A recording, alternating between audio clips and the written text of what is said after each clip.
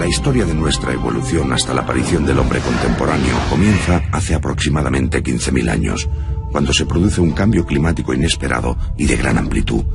El planeta se recalienta y esto provoca unos cambios insospechados. Pasan los siglos y 2/3 partes del casquete glaciar se fundirán. Entonces se desprenden 2 gigantescos bloques de hielo y el nivel del agua de los océanos sube 120 metros.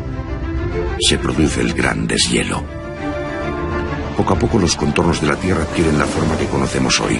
En algunas zonas se producen lluvias torrenciales, lo que provoca inundaciones apocalípticas. En otros puntos se acentúa la desertificación y los incendios naturales se convierten en la peor pesadilla de los bosques. Es el fin de la edad de hielo. Sin saberlo, la humanidad inventará los tiempos modernos. Es entonces cuando una parte de la Tierra se vuelve desértica. Los pioneros de esta gran mutación nacerán en el llamado creciente fértil, es decir, el actual Oriente Próximo.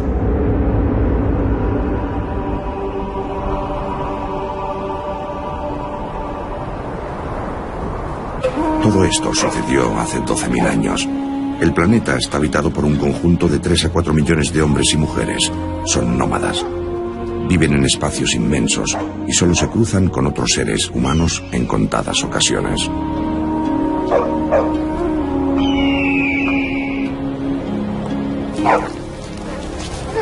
Nuestro clan es uno de los primeros en domesticar al lobo y convertirlo en perro. Eran útiles para la caza y para alimentar al clan. Son un miembro más de nuestra familia. Por eso no le gusta a todo el mundo.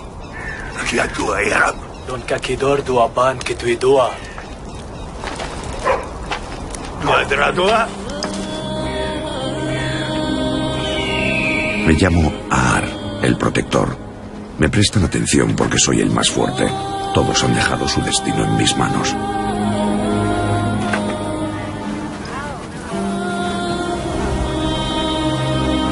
Asha, mi segunda pareja, espera a su primer hijo.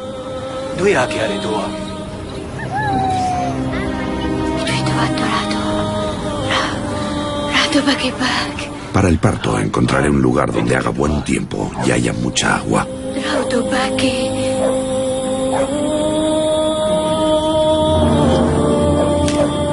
Creemos en Gaia, esa madre fértil y naturaleza femenina que nos da lo que necesitamos. Los padres de mis padres también llevaron este amuleto. Gaia nos protegerá a lo largo del viaje. Tras los grandes cambios climáticos, el paisaje de la Tierra ha cambiado. En algunos lugares la naturaleza se ha vuelto generosa. El agua que cayó del cielo impregnó el suelo y los árboles. Entonces, las colinas reverdecieron. Los cereales salvajes crecieron en abundancia y aumentó el número de presas de caza fáciles. Se había hecho más fácil la supervivencia. Sin embargo, acaba de producirse otro importante cambio en el planeta. Acaba de ver la luz una extraña idea que sorprenderá a todo el mundo.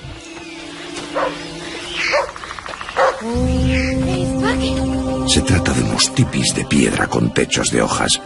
Nunca habíamos visto nada así.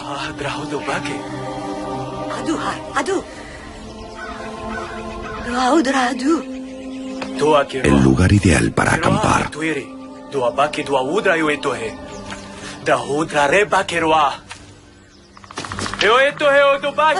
No sabíamos que lo que se levantaba ante nuestros ojos era lo que se denomina casa. Es el momento en que el hombre descubre una nueva forma de vida, un invento que cambiará radicalmente la vida de los hombres. Un grupo de personas había decidido instalarse allí de manera permanente, es decir, dejarían de caminar y su punto de referencia sería ahora su pueblo. Pero, ¿dónde estaban?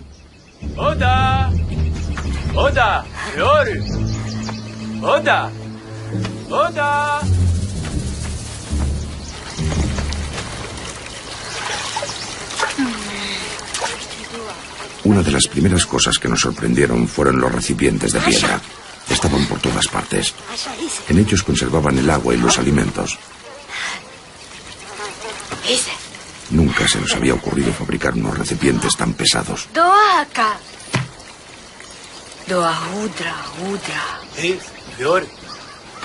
¿Qué utilidad podían tener aquellos refugios imposibles de trasladar? Habían dejado un árbol en medio de sus tipis. Más que hombres, aquellos habitantes parecían arañas.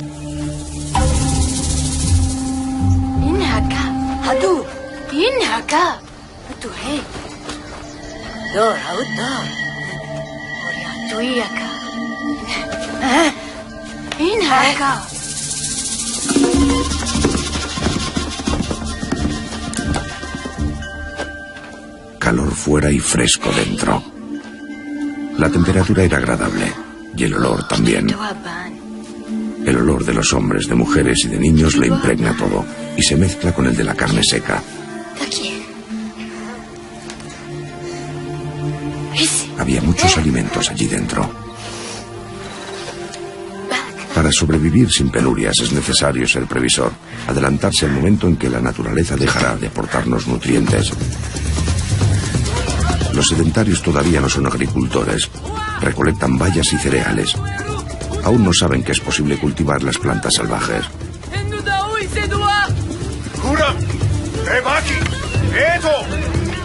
Su modo de vida acaba de sumar una nueva faceta al temperamento humano, una faceta que los nómadas desconocen. El sentido de la propiedad. Para nosotros, los nómadas, las riquezas de la tierra pertenecen a todo el mundo. Los sedentarios ya no pueden seguir pensando así. Sin sus reservas no podrían sobrevivir. Nace entonces un extraño sentimiento, el miedo de que les arrebaten sus bienes.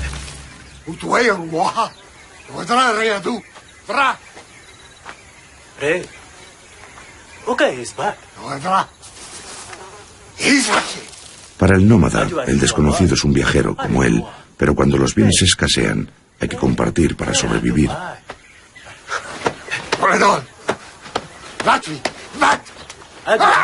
Para el hombre sedentario, lo desconocido es sinónimo de peligro y está dispuesto a defender su propiedad incluso con su propia vida.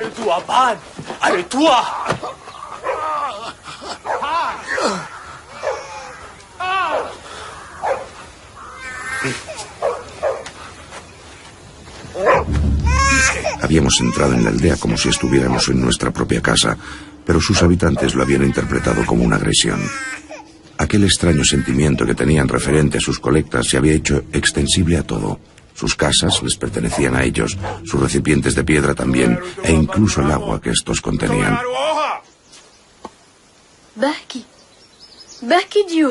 Su agresividad nos resultaba incomprensible. Para nosotros, encontrar a otro ser humano constituía una gran oportunidad y por ello le debíamos hospitalidad.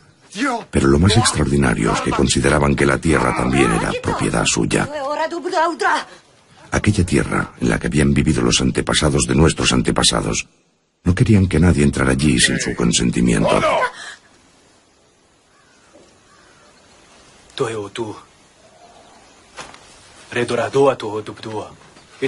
Nos cazaron como si fuéramos avispas sobre su comida.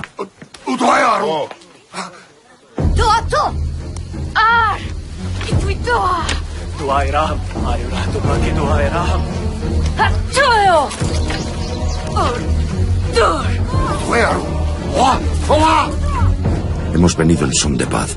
Una de nuestras mujeres se encuentra en estado. Este lugar nos resulta idóneo y vamos a quedarnos aquí a pesar de vuestras amenazas. El sedentarismo. ¿Cómo pudo el hombre sucumbir a esa extraña idea? Es posible que el cultivo de cereales tenga un papel importante al respecto. Para consumirlos es necesario moler los granos y conseguir harina. Y para moler hace falta emplear 2 piedras de gran tamaño, tan pesadas que resulta imposible transportarlas en una vida nómada.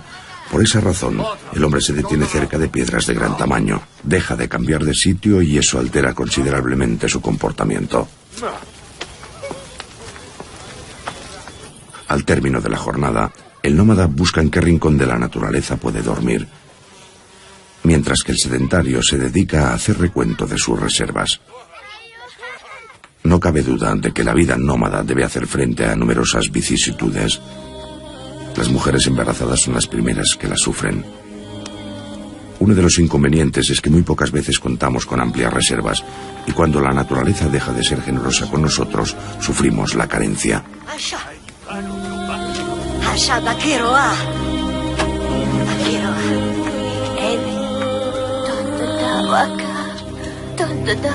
Asha ya es incapaz de digerir este puré de frutas medio podridas.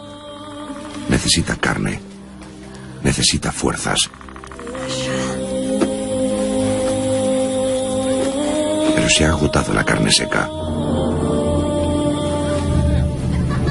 Siempre que hay un problema, Aka, la tuerta, viene a contarme sin miramientos. Los demás no se atreven a hacerlo.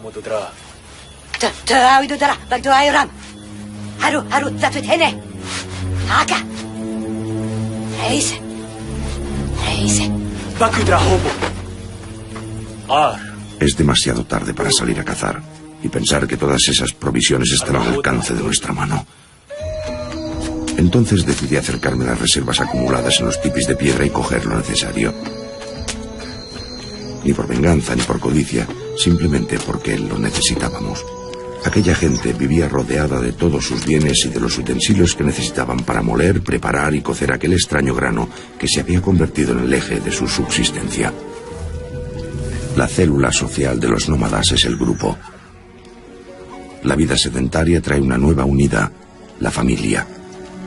Y cada familia tiene su espacio, su casa. Sin embargo, el inconveniente es que están rodeados por todo tipo de pequeños animales ansiosos por abalanzarse sobre sus provisiones. En aquella época, los sedentarios continúan cazando y obteniendo de la naturaleza todo lo que necesitan para comer. Algunos de aquellos habitantes no han domesticado todavía el perro, puesto que aquella novedad tiene lugar muy lejos de estos primeros asentamientos, especialmente en Europa del Este y en China.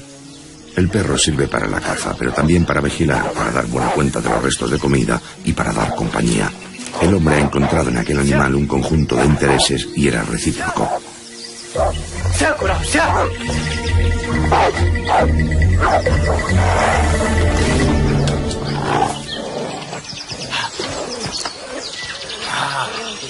No pasará mucho tiempo antes de que los sedentarios comprendan que ese animal es extraordinariamente interesante.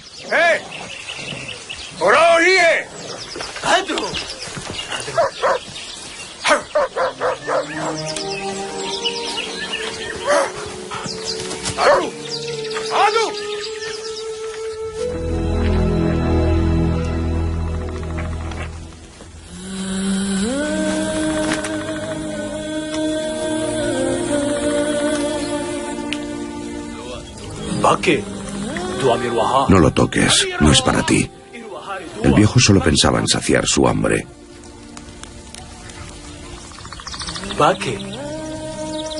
Asha iba empeorando día tras día. Ya no sabía cómo hacer que se sintiera más fuerte.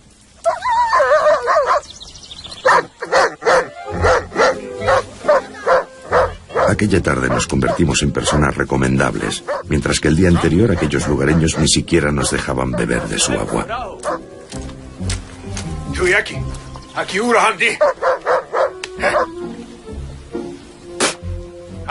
Querían darnos sus recipientes de piedra y también unos granos que resultaban ásperos en la lengua.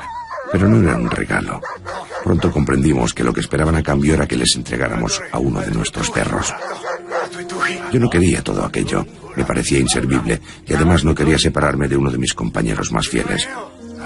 Entonces quisieron confiarme el secreto de aquellos granos.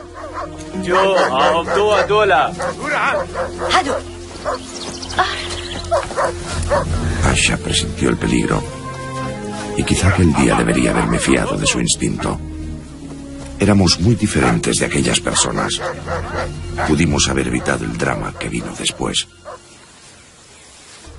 Era blando y no sabía a nada. No me gustaba. Habría preferido mordisquear los ratones que mi perro encontraba por todas partes. Es cierto que te llenaba rápido el estómago y a la tuerta, que no tenía dientes, le resultaba más fácil comer aquello que la carne.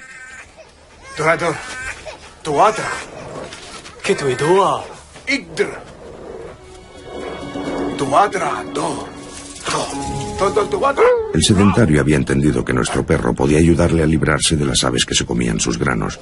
Para conseguirlo, estaba dispuesto a darme sus objetos, pero era todo un ardid. No eran regalos que me hacía con el corazón, sino que su intención era ablandar el mío. Quédate con tus objetos, que yo me quedaré con mi perro.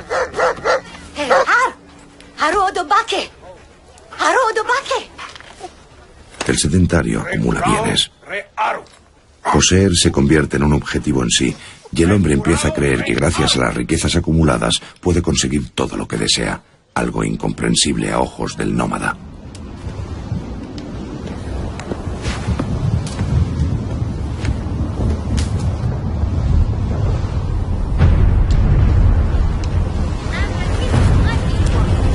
La vida del nómada está jalonada de pruebas y de acontecimientos imprevistos.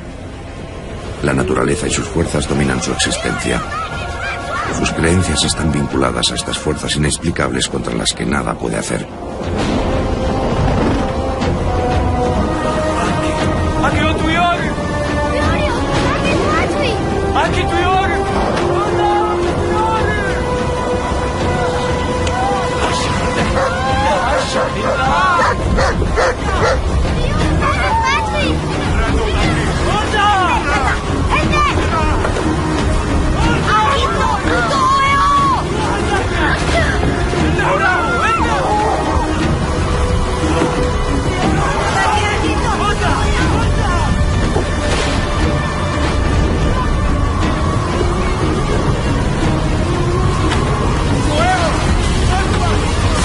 Los sedentarios también temen a la naturaleza, pero poco a poco la organización que tienen les permite liberarse de sus excesos, protegerse de los peligros y conseguir que la vida sea más previsible.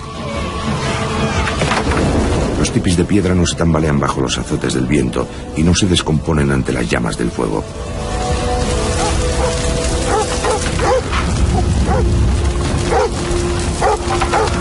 Los tipis de pieles no resisten las tormentas y mucho menos la fuerza devastadora de las llamas.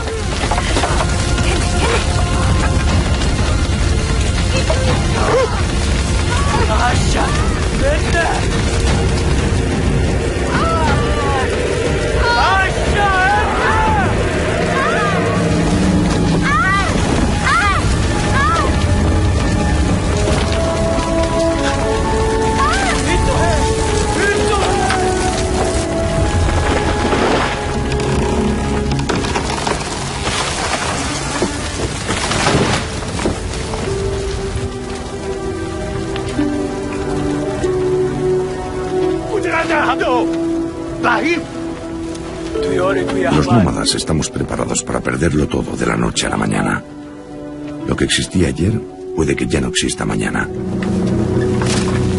Esta incertidumbre es precisamente lo que los sedentarios intentan desterrar ferozmente.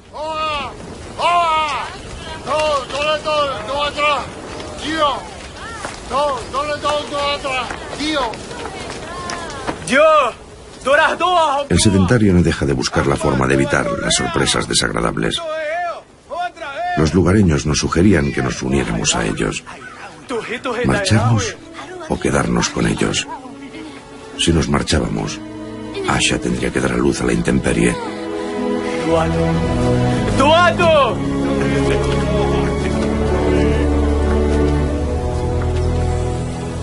Frente al caos de la vida, el sedentario propone una solución tranquilizadora, organizada y estable.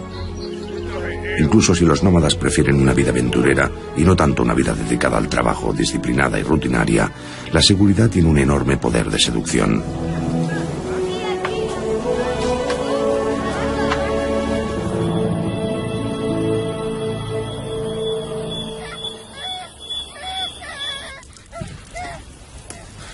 Para cogernos, los lugareños han dejado libre uno de sus tipis de piedra. Pero cuando uno ha dormido toda su vida bajo las estrellas o bajo dos pieles estiradas, no es fácil conciliar el sueño en un espacio cerrado del que ni siquiera la voz puede escapar. Aka, la tuerta, se ha acostumbrado a la suavidad de las tortas de pan, pero Asha ya no puede comer más. Tantas pruebas la han dejado agotada. Aka comprende que puede alimentarla dándole el pan ya masticado.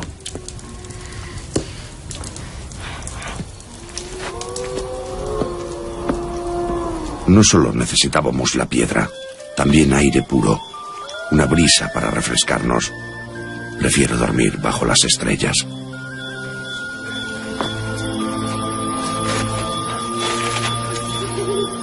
Los nómadas saben luchar contra los peligros de la naturaleza. Se adaptan a su entorno. Al volverse sedentario, eso tendrá que cambiar. Muchos lo lograrán, otros no.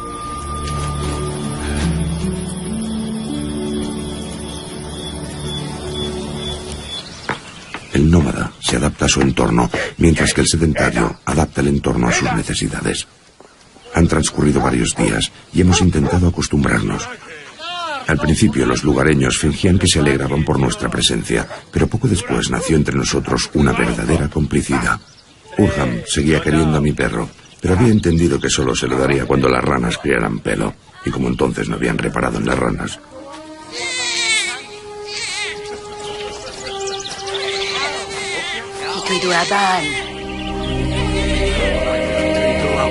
Del vientre de Asha salió una preciosa niña.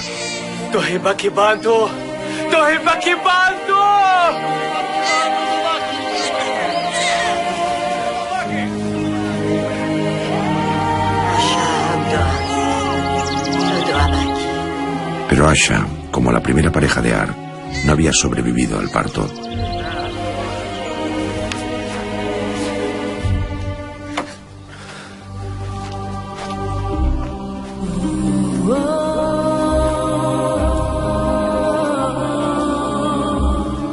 Había dejado de respirar.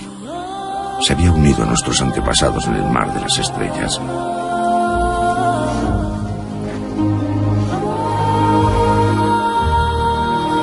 Se había marchado una hija de Gaia, pero había llegado otra al mundo. Sin embargo, nadie podría alimentarla.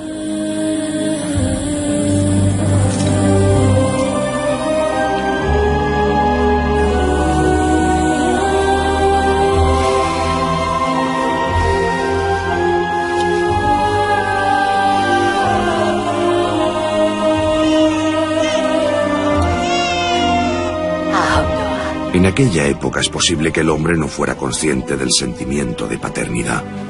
No sabe que los hijos que salen del vientre de la mujer también son concebidos por él.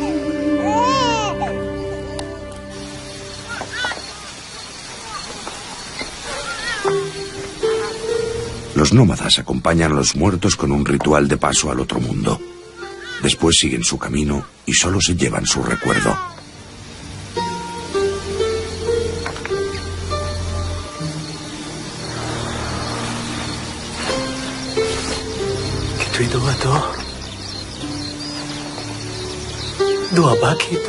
La hija de Asha no sobrevivirá sin su madre. El clan no podrá alimentar a la recién llegada. ¿Qué futuro le espera al linaje de Gaia?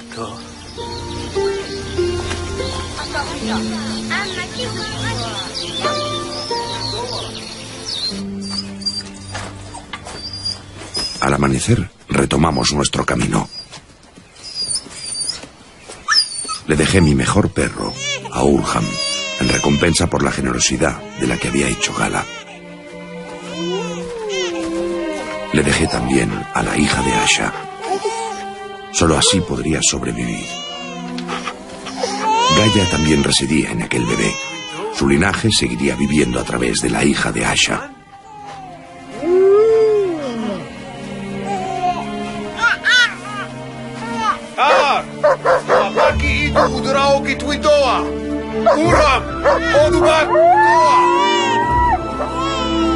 La mayor parte de los nómadas adoptarán pronto la vida sedentaria, seducidos por la comodidad y por la seguridad que ésta ofrece.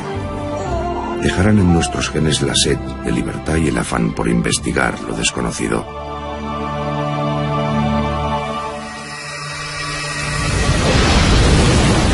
El sedentarismo cambiará profundamente el comportamiento humano y hará que el hombre entre en una interminable espiral de descubrimientos y de invenciones. La cosecha de los cereales salvajes pronto será sustituida por la agricultura. El trigo y la cebada del creciente fértil se extenderán a toda Europa y a la India. El arroz y el mijo a China. El maíz, las patatas y los pimientos a América y el sorgo a África. De forma parcialmente consciente, el Homo sapiens opera las primeras selecciones genéticas. Elige los granos de las plantas más robustas y de las más generosas. Para cultivar la tierra, el hombre abrirá claros en el terreno. Los paisajes se van humanizando poco a poco. Nos encontramos en el año 7500 a.C., en Oriente Próximo. La aldea se ha convertido en un pueblo. En él hay más seguridad, más estabilidad. Las mujeres crían a más hijos y no mueren tantos como antes. Más gente, más casas y también más tensiones. Es complicado ampliar las casas al ser redondas y poco a poco estas son sustituidas por estructuras rectangulares que sí es posible ampliar fácilmente o seccionar en habitaciones autónomas. Nikki. Me llamo Uki y soy del linaje de Gaia. Eso dice mi amuleto. Ella se llama Nikki y desde que tengo uso de conciencia quiero fundar una familia con ella.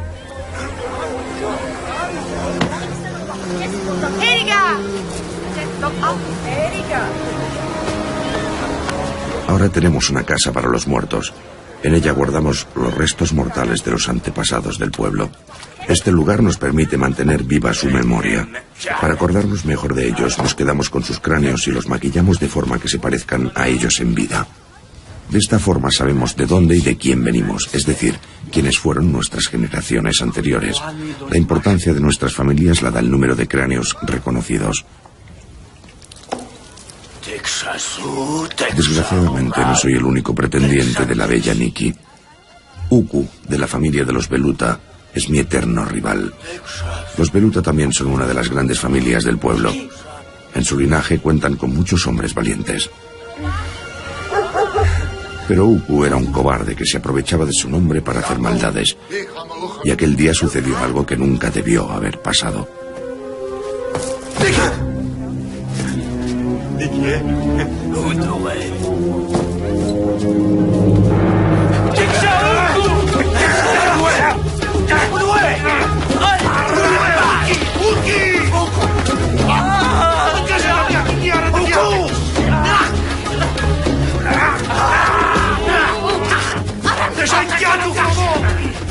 El padre de Nikki elegiría al esposo de su hija en función de los intereses de la familia y de acuerdo con el presagio de los espíritus animales.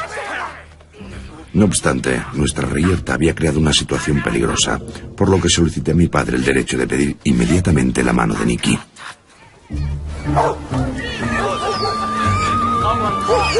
En aquella época habíamos domesticado algunos animales. Al principio guardábamos vivas a las crías que traíamos cuando volvíamos de cazar, como jabatos y cabritillos. Si nos los quedábamos y los alimentábamos, eso significaba que teníamos una reserva de carne fresca disponible en todo momento.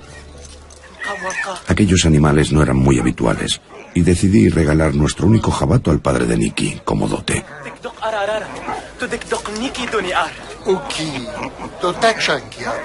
Sin embargo, la familia de Uku se me había adelantado. Ellos ya le habían regalado 2 animales incluso menos comunes.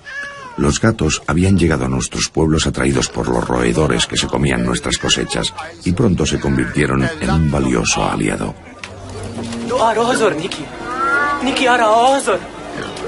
Para. Para.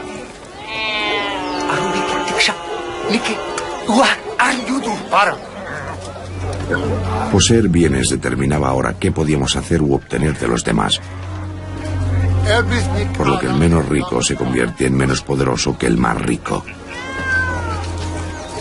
La competición entre los hombres está cambiando de forma. La ley del más fuerte se está convirtiendo en la ley del más afortunado.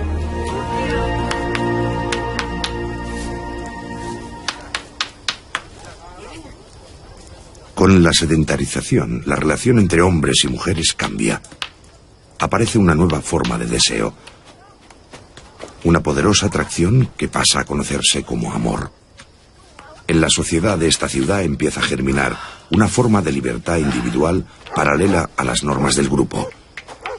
Y muy pronto nos negamos a que los demás nos impidan desarrollar ese deseo. Yo estaba enamorado de Nikki. Y Nikki había sido entregada a otro. Mi vientre sufría.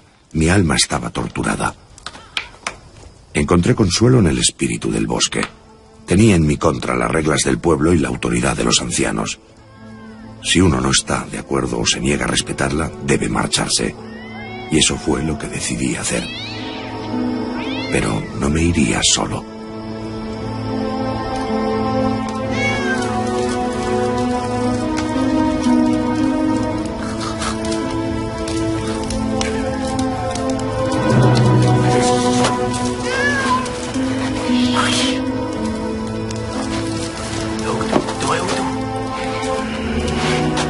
Yo era una ofensa para Uku, para su familia y para el padre de Nikki.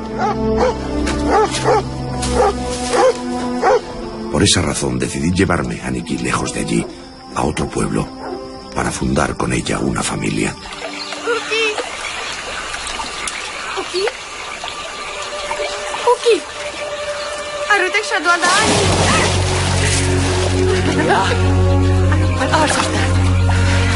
Teníamos toda la vida por delante. Éramos libres y nos amábamos. Nadie se había atrevido nunca a hacer algo así. Creo que aquel día inventamos el paraíso.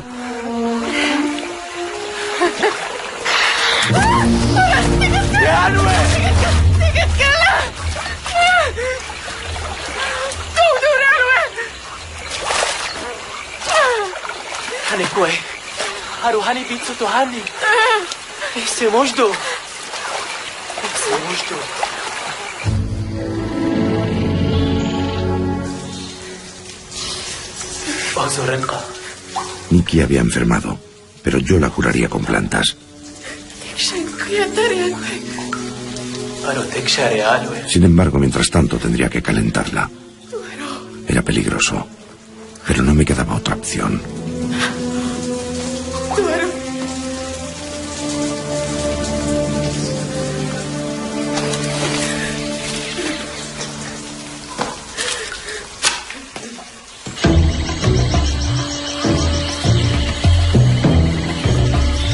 Se negaba a perder a quien tanto amaba.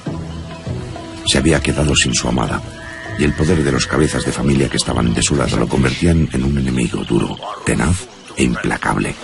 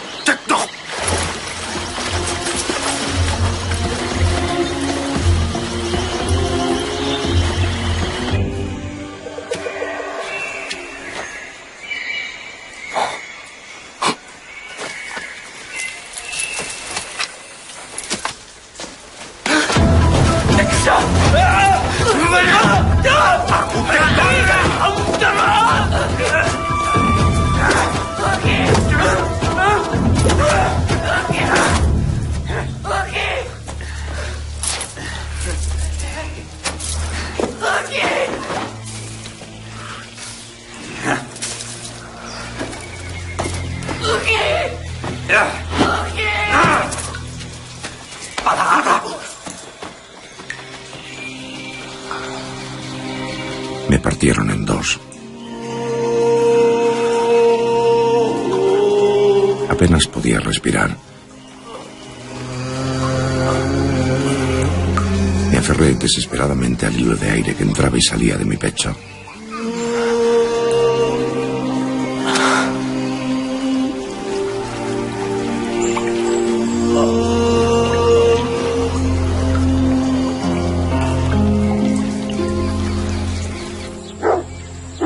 En aquella época los hombres comprendieron que enterrando los granos en el suelo era posible conseguir nuevas plantas similares al cabo de varias semanas.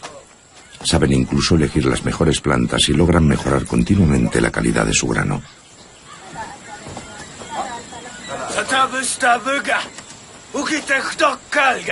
Mi padre pensaba que me había marchado para siempre, pero pronto comprendió que algo grave había pasado.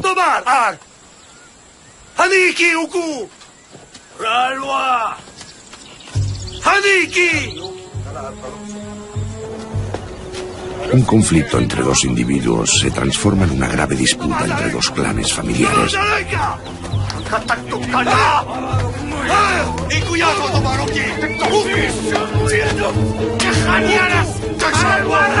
Uku y los suyos querían mi muerte y se enfrentaría a mi familia. La rivalidad que me enfrentaba a Uku iba a convertirse en el gran drama de nuestro pueblo. Uku ashadniki.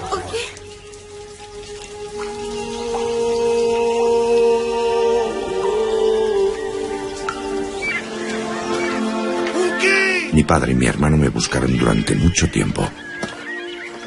En el camino de regreso, Uku había borrado cualquier rastro que les habría permitido localizarme. Durante varios días mi vida pendió de un hilo. Conseguí no desfallecer gracias a unos brotes de trigo tierno. Cada vez que recuperaba el sentido comprobaba cómo habían crecido. Eran mi vida y mi luz.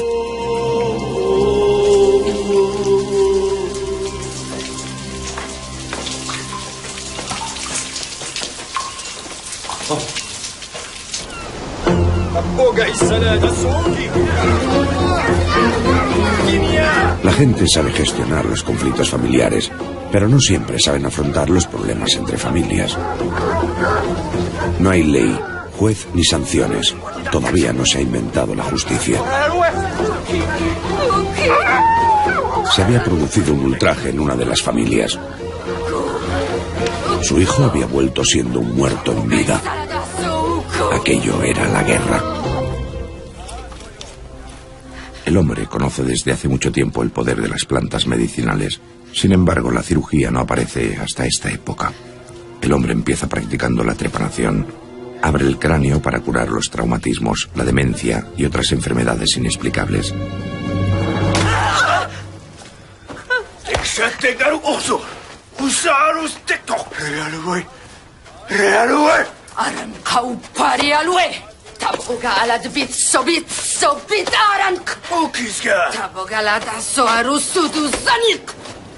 ¿Cómo solventar una disputa tan grave entre clanes? La mejor solución sería irse. Pero cada uno tiene sus tierras y su casa y no quiere dejarlas. El pueblo está en un sinvivir.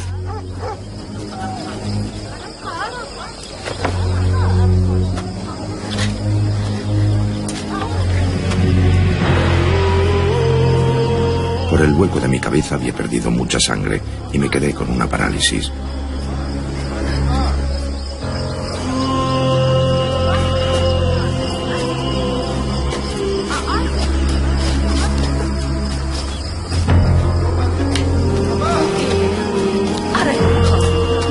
Sobreviviría, pero como un parásito. Desde aquel momento sería incapaz de ayudar a mi familia en las tareas del campo.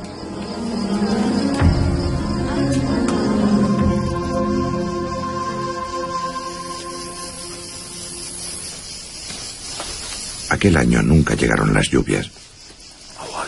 La tierra dejó de dar alimentos y todo el pueblo sufrió grandes penurias. Curiosamente, en aquella época todavía no habíamos comprendido que el agua era esencial para la reproducción de las plantas. Por muy demencial que parezca, nadie había establecido la relación con las sequías. Sin embargo, todo el mundo relacionó aquella situación conmigo. Yo había desafiado la voluntad de los espíritus y estos ahora me castigaban. Incluso mi padre estaba resentido conmigo.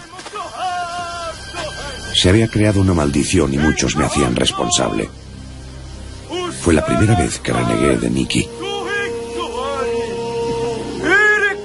Por amor hacia ella lo había perdido todo y sobre todo, lo más importante, a ella.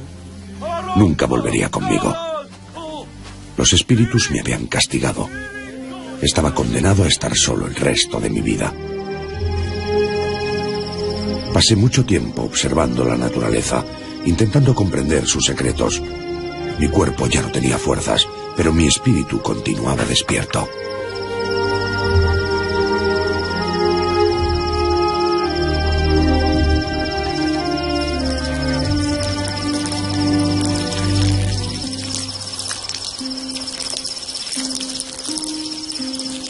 De repente me vino una idea a la cabeza. A veces una idea, por pequeña que sea, puede cambiar la vida del hombre y alterar su destino.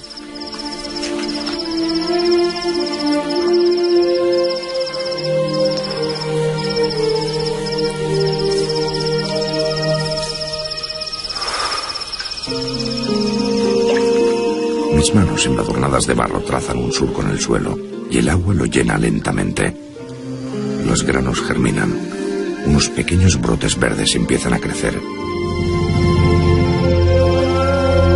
El secreto de la vida era el agua. Todo estaba delante de nuestros ojos, pero no lo habíamos comprendido.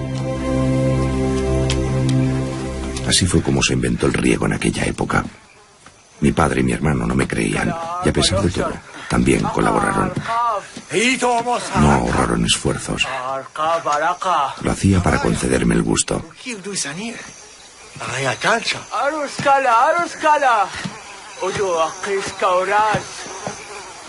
Comprender el papel del agua en la agricultura contribuirá a dotar de mayor fuerza el sistema sedentario. Bien irrigados, los cultivos darán más alimento y será posible poner fin a tantos años de carencias. Ahora sería posible instalarse en zonas más áridas y conseguir que el agua llegara a los cultivos.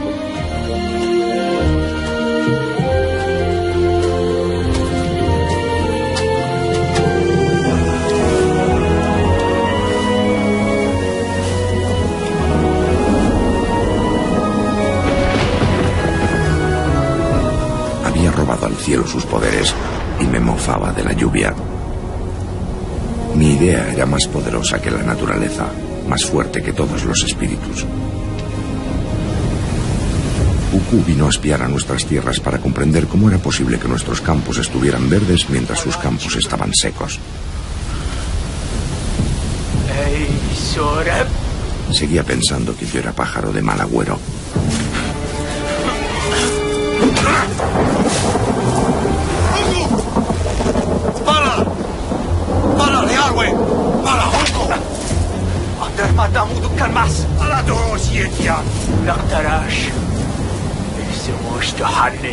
El riego nos permitió generar inesperadamente una cantidad mucho mayor de cereales y de esta forma alimentar mejor a los miembros de nuestra familia.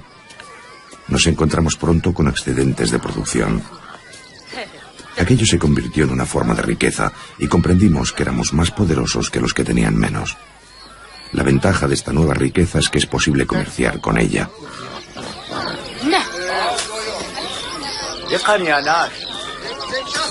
El padre de Nikki y todos los que se habían posicionado en nuestra contra vinieron a hacernos regalos a cambio de nuestro grano. El intercambio apacigua los conflictos porque permite reanudar un diálogo y restaurar una satisfacción mutua. Nosotros, la familia del linaje Kaya, nos convertimos en los más poderosos, en los más respetados.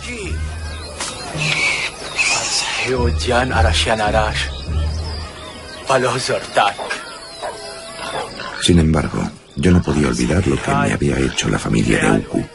Nunca les daría ni un solo grano de trigo.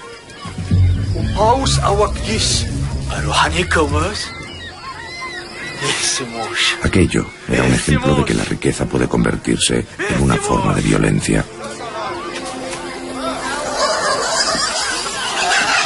Gracias a los jabatos que el padre de Nikki no había querido, se me había ocurrido una idea muy sencilla. Bastaba con encerrar a los machos con las hembras para que los animales se multiplicaran. Este descubrimiento pronto dará la vuelta al mundo.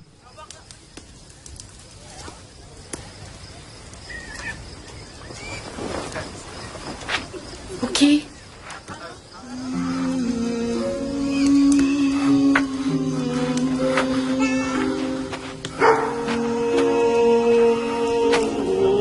La seguía queriendo.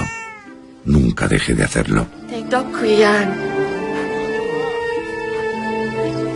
Kuyan Sri Uki. Exan Haniki. Exan Kauras. Pensé durante mucho tiempo que regresaría, pero un día perdí la esperanza. Arupador Zortak.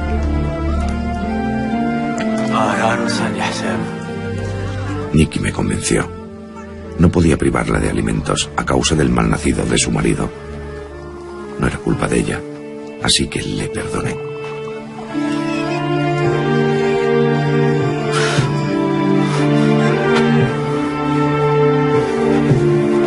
La agricultura, la cría de ganado, el riego, El hombre puede decir legítimamente que ha manipulado el mundo y que tiene el control de los elementos.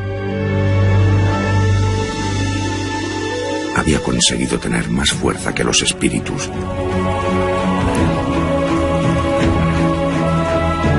Este nuevo poder le hace más poderoso y dominador. Empieza a creer que tiene más fuerza que la naturaleza. Además, para representar a sus divinidades, abandona las imágenes de animales y de espíritus naturales y se representa a sí mismo.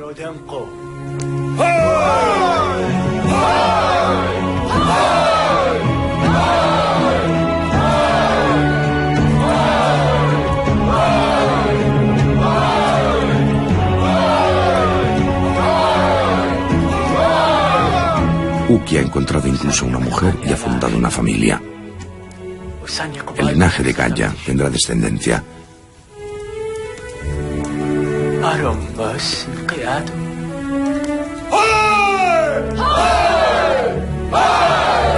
Los intercambios de bienes pronto serán sustituidos por los intercambios de saber y de técnicas. Gracias a estos intercambios, la información y los inventos recorrerán grandes distancias y los hombres evolucionarán más rápido. Tras el éxito de la agricultura, la cría se expandirá por todo el planeta con la facilidad de una nube de polvo. Después de que el lobo se convirtiera en perro, el cordero y la cabra salvaje serán domesticados en Oriente Próximo y en Asia. El jabalí se transformará en cerdo y el toro salvaje en buey. En Pakistán domesticarán a las gallinas, en Palestina al asno, en Europa y en Asia Central al caballo, en Perú a la llama y en Egipto a la abeja. La domesticación de los animales ha fomentado la explosión demográfica, pero también ha desencadenado una serie de consecuencias maléficas.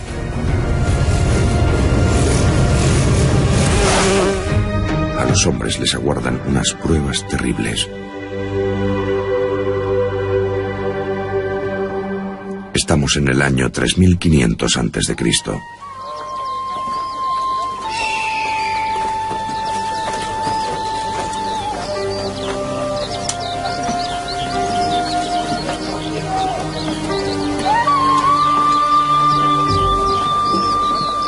Nuestro pueblo ha continuado creciendo. Ahora viven en él más de 1000 personas. Desde que los viajeros trajeron la rueda y el carro, ha sido más fácil realizar nuestras tareas. La gente tiene su oficio, talladores de piedras, masones, herreros, alfareros, pero todo el mundo practica una agricultura y la cría de ganado. Ahora hay muchas familias, así que las disputas son muy habituales. Para arbitrar en los enfrentamientos, un consejo de hombres experimentados imparte justicia y toma las decisiones colectivas más importantes. Uru y Waka eran hermanos y descendientes del linaje de Gaia, uno de los más antiguos del pueblo. Waka era el mayor y llevaba el amuleto de los jefes de familia. Sus decisiones eran respetadas por todos. Ahora cada uno tenía su campo, sus animales y su vivienda. Todos teníamos nuestras pertenencias y los problemas que se derivaban de ello. Poseer también significa defender. Las cabras del hijo del curtidor habían pasado la noche en los campos del viejo alfarero. Huelga decir que parte de su cosecha había quedado arrasada.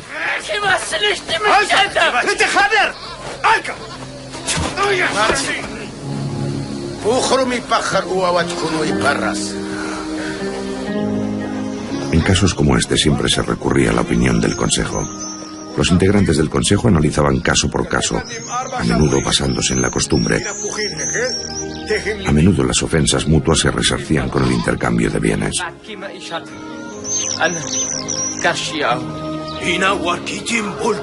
La decisión de los sabios servía para aplacar los conflictos cotidianos. El frágil equilibrio del pueblo reposaba en las decisiones colegiales. Sin embargo, los males que nos acechaban pronto explotarían con la ayuda de Uru y de su codicia.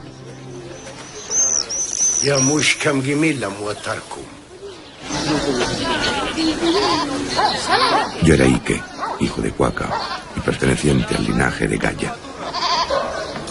Teníamos terrenos y cabras, pero mi padre era ante todo el herrero del pueblo.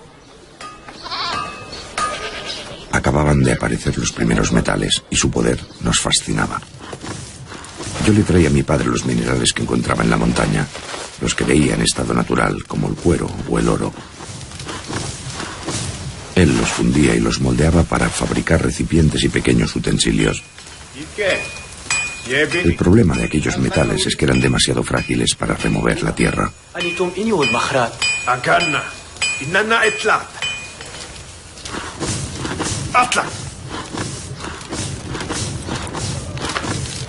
Desde hacía varios días la piel de mi madre se había teñido de rojo.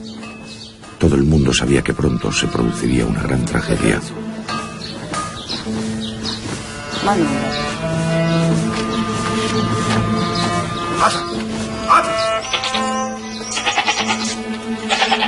Todas las semanas matábamos una cabra para alimentar a la familia. Odiaba aquel momento, ya que no sabía cuál elegir. Nunca me habría imaginado que estaba caminando sobre criaturas invisibles y terriblemente nocivas. El primer indicio de la gran tragedia fue aquella cabra moribunda.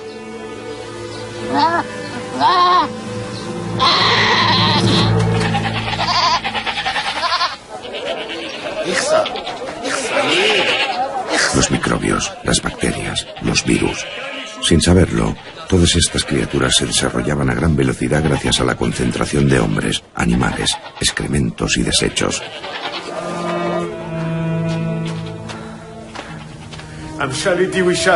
Mi madre estaba enferma y cada día se sentía más débil.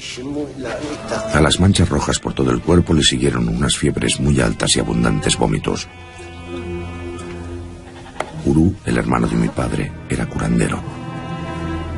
Dominaba la ciencia de las plantas y confeccionaba brebajes y ungüentos para todos los habitantes del pueblo. Habíamos sufrido otras enfermedades antes, pero estábamos ante una nueva y misteriosa forma de afección, más peligrosa y devastadora.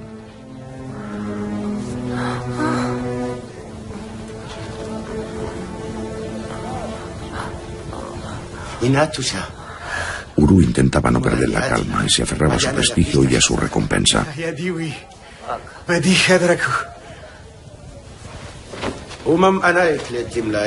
Su poder de curandero acabaría con aquella dolencia. A Uru le encantaban los regalos. De haber podido, habría elegido cuál le gustaba más. Seguramente habría escogido el jarrón de mayor tamaño. Lo normal habría sido que rechazara la recompensa que le ofrecía su hermano, pero Uru era demasiado codicioso. Hay un fenómeno que los hombres no habían podido anticipar. En su estado natural, los cerdos, pero también los bovinos y los ovinos, son portadores de enfermedades epidémicas. La cría de ganado ha favorecido las condiciones para que las transmitan a las personas.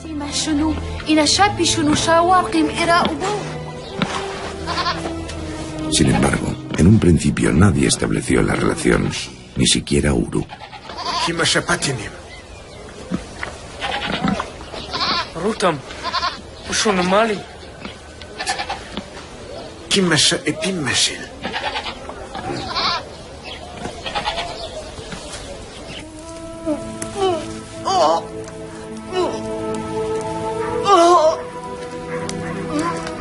La rubeola, la tuberculosis, la gripe, la viruela, todas estas enfermedades son transmitidas por nuestro ganado.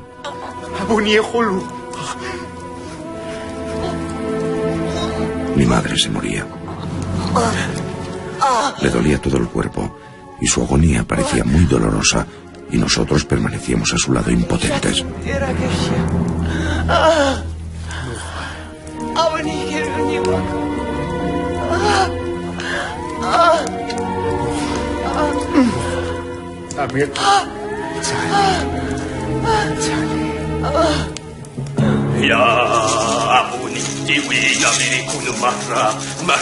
En aquella época, las costumbres funerarias habían cambiado y se habían vuelto más complejas.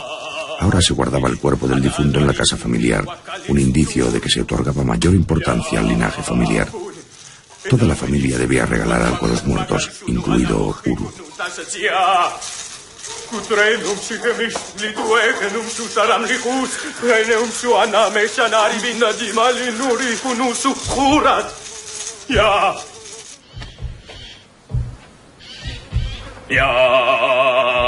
Nuestro brujo intercedía con las divinidades. Facilita el paso al otro mundo. Se comenta que puede hablar con las fuerzas invisibles, con los muertos y con quienes les dan cobijo.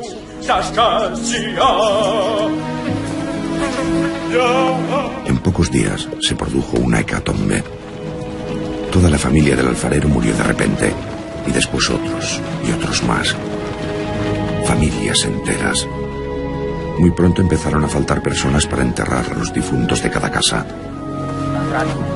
Entonces los sabios decidieron enterrar a todo el mundo en una fosa situada en el exterior del pueblo, para ocultar el olor de la muerte. El consejo llevaba un día reunido en la casa comunal. Sin embargo, ni siquiera Idru, nuestro chamán, era capaz de encontrar una explicación a aquel mal. ¿Cómo se lo iban a imaginar? El único indicio que tenían eran las manchas rojizas. El mal empezaba siempre con aquellas manchas. Vosotros, subíos la ropa. Comprobemos si la mala suerte os ha elegido a vosotros. Subíos la ropa.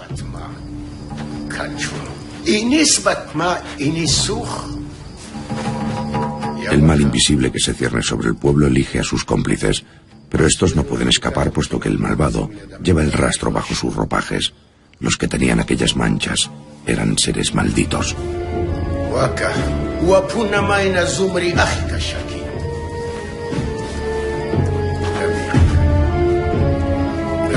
Uru había encontrado la señal del mal y todo el mundo creía que tenía razón.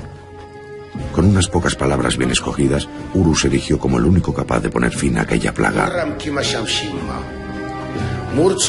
Era necesario escuchar sus palabras y obedecer sus órdenes. Era una maldición. Todos aquellos que llevaban la señal del mal debían marcharse del pueblo. Incluso su hermano también debía irse.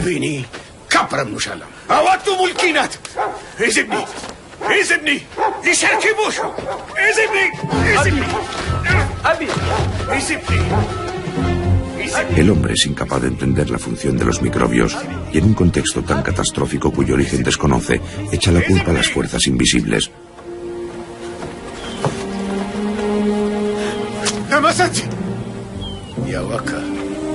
Uru acaba de inventarse una nueva forma de poder, la de la autoridad. ¡Atalca! ¡Atalca!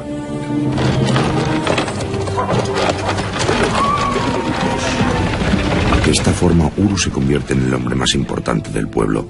Es él quien toma las decisiones que afectarán a todos los demás. Se había convertido en el único heredero del linaje Gaya. ¿Quién mejor que Idru para afirmar lo justa que era la visión del jefe? Era imprescindible cercar el mal. El jefe tenía razón. Él sabía dónde se encontraba el mal.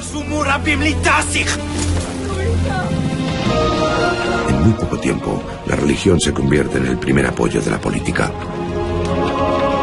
Nos pusimos en marcha. Un grupo de unas 10 personas. Sin saber ni a dónde iríamos, ni cómo sobreviviríamos.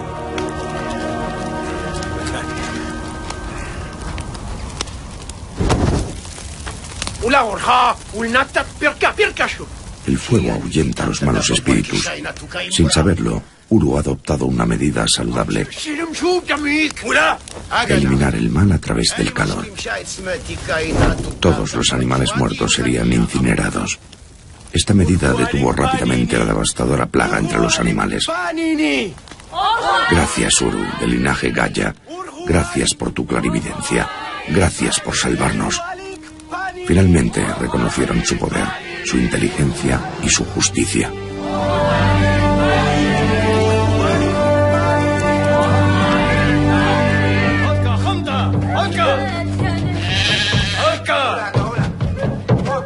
Continuó la gran caza de los cómplices del mal. Uru, erigido en un hombre poderoso, comprendió muy pronto que necesitaba un ejército armado que le ayudara a ejecutar sus decisiones. Las casas fueron registradas una por una y se hizo un seguimiento de cerca a todos los habitantes. Aquellos que llevaban la marca de la maldición eran desterrados y sus bienes eran marcados con cal. Cuando un jefe toma buenas decisiones para la comunidad, los que se benefician de ellas se lo agradecen con presentes. De esta forma Uru adquiere más riqueza y los que le rodean empiezan a realizar muestras de respeto. Muy pronto, su orgullo hace que todo se tambalee. Nuestro grupo avanza errante, sin esperanza, y cada vez quedan menos.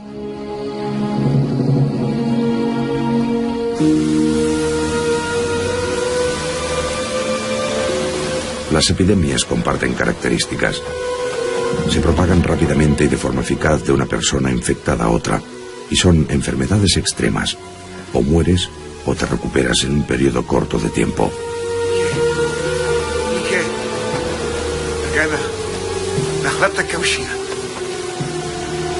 Poco a poco el mal va desapareciendo de nuestro cuerpo. Nos habíamos salvado.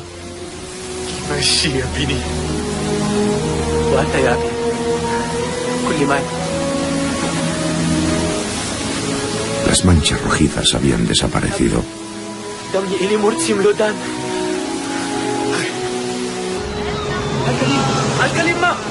Solo habíamos sobrevivido 3.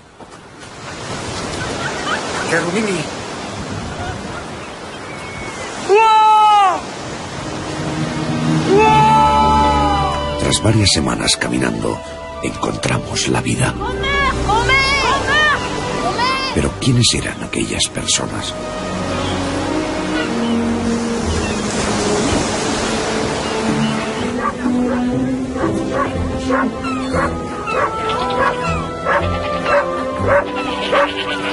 Aquella gente venía de Anatolia, del norte. También habían conocido una gran enfermedad y muchos de sus hombres habían desaparecido. Aquellas mujeres habían quedado sin pareja y nos acogieron con gran generosidad. En nuestro pueblo, los hombres siempre habían tomado las decisiones públicas y las mujeres las del hogar. Entre aquellos desconocidos, era una mujer quien tomaba las decisiones importantes. Aquello era nuevo para nosotros. Aquellas mujeres habían traído 2 descubrimientos importantes desde los altiplanos de Anatolia. El caballo, animal fiero, enérgico e indomable, permanecía allí, ante mí, dócil y calmado como un corderito. No lo habían domesticado solo por su carne. Kili. Aquella mujer me daba vértigo. Me hacía sentir algo que jamás había experimentado. Ganas de cantar, de bailar, de abrazarla, de acercarme a sus labios y besarlos.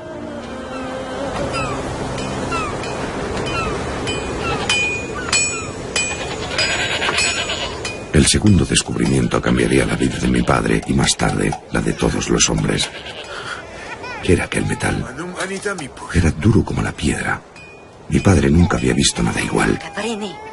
¿Cómo lo habían hecho? Mi padre se moría de ganas de saberlo, pero el secreto parecía estar guardado bajo llave. De repente dejamos de sufrir la epidemia que nos había diezmado y el poder de Uru se benefició de ello en gran medida. Los bienes de los que se habían ido eran ahora su responsabilidad, y especialmente los de su hermano.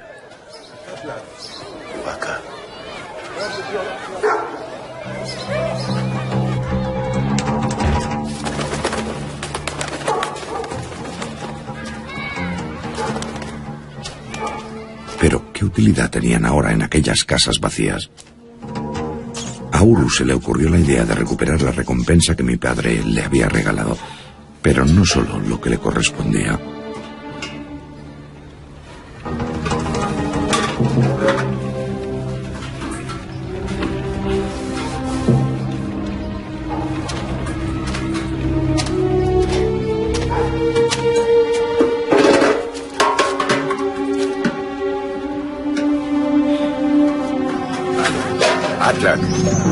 Los bienes de todas las viviendas no tardaron en ser requisados. Uru declaró que pertenecían a la comunidad. Poco después se apropiaría de ellos. ¿Todo aquello para él solo? No, aquello no le gustaba nada a Hidro. El chamán debía ser un verdadero aliado. Sería recompensado por su fidelidad. Muy pronto el jefe distribuirá una parte de sus riquezas con sus partisanos. Creará una élite, una clase social por encima de las existentes.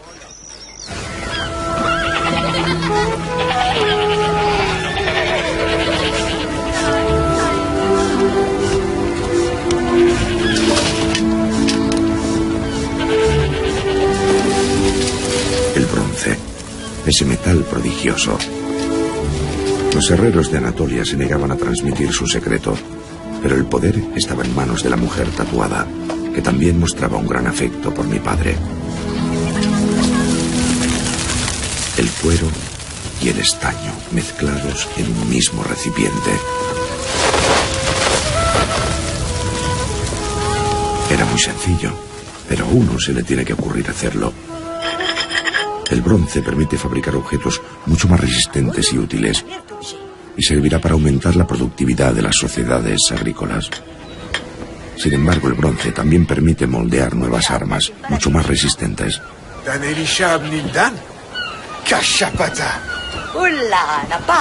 ¿A quién se le había ocurrido aquella idea?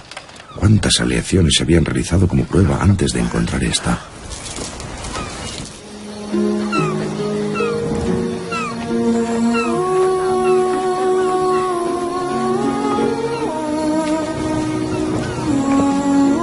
Kelly llevaba su historia dibujada en el rostro. Fui descubriendo a una mujer sensual, fuerte y que tenía un don de la naturaleza. Suscitar el amor en los demás. Fuera donde fuera, conquistaba corazones.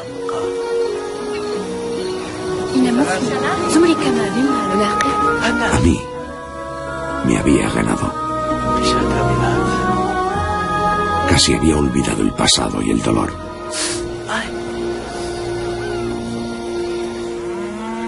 En el pueblo nada era igual. El poder había deformado a Uru.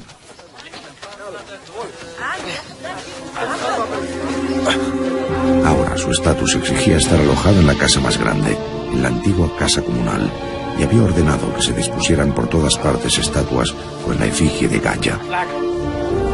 Uru había dejado de ser un hombre más. Ya no trabajaba en el campo ni criaba animales. Su rol de jefe ya no le permitía rebajarse y realizar aquellas tareas.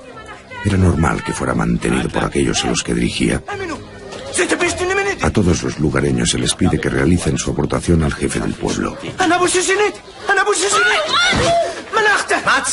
Se trata de una especie de impuesto. Aquella práctica no gustará a todos, pero finalmente es aceptada. Nace entonces una nueva forma de organización del poder, la autoridad. Uru es sostenido con el esfuerzo de todos. Al jefe se le entrega una parte del trabajo de los lugareños, del que también se beneficia la clase dirigente. Alrededor del jefe se instala una jerarquía, pero también la codicia y la lucha por el poder.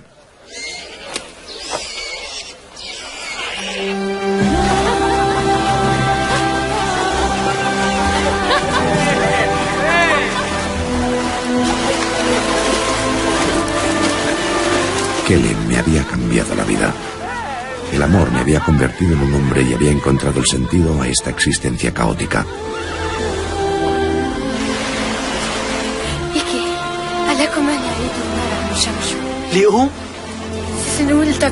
Me había hecho descubrir la velocidad, la fuerza y el ardor del caballo al galope. Aquel animal prodigioso transformará nuestra percepción de las distancias. Pero curiosamente, en aquella época, nadie había intentado montarlo. Habrá que esperar 2000 años para que alguien invente la equitación.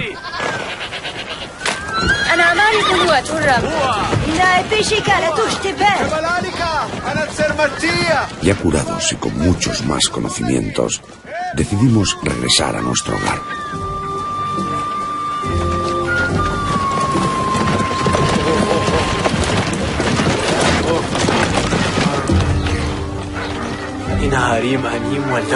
Ahí es donde nací yo y donde nació mi padre. Y aquí es donde quiero vivir contigo. Junta. Kaltapini lumur. Hua. Hua. Hua. Hua. Enahud li bi'a amakka wadaku. Enahud li bi'a amakka wadaku. El descontento se instala entre los lugareños. Uru se había convertido en un déspota y no toleraba ya ninguna oposición a su poder.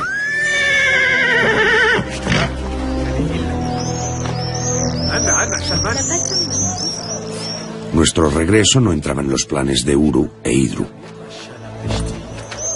Mi padre había sido uno de los hombres más queridos del pueblo y por encima de todo era el lugareño mayor del linaje Gaya. Salmanu.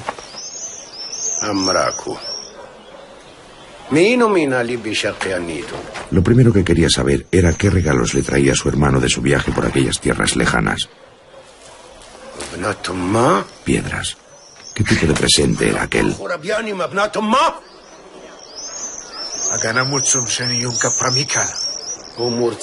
¿Dónde estaban las riquezas? ¿Cómo podríamos recompensarle por su inagotable inteligencia?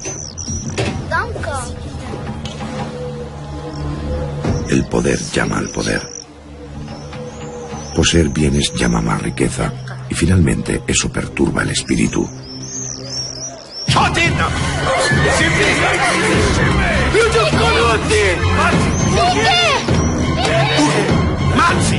Idru se da cuenta de que su jefe va demasiado lejos.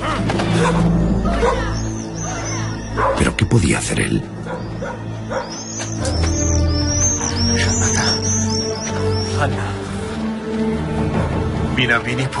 Me había enseñado el sentido de la vida, pero ahora yo me sentía fuerte. El bronce me devolvería Kele.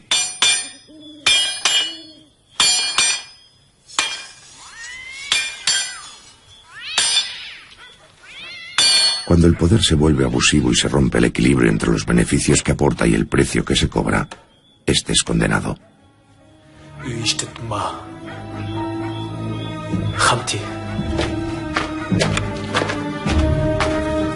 Cuando el poder de decisión se concentra en un solo hombre y este deja de escuchar las quejas de sus iguales, este es condenado. Uru había ido demasiado lejos. Uru había sido condenado.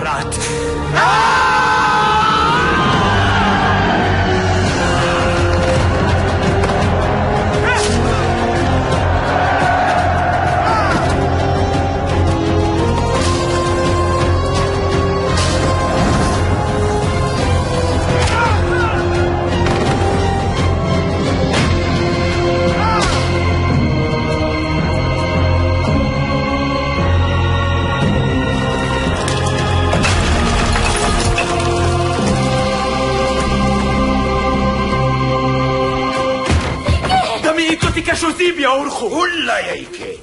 ¡Ulla! ¡Bella, Anaku! ¡Mahata! ¿Qué? ¡Ineti Allaco, Miki! Uru estaba perdido. Prefería que todo se desmoronase antes de rendirse.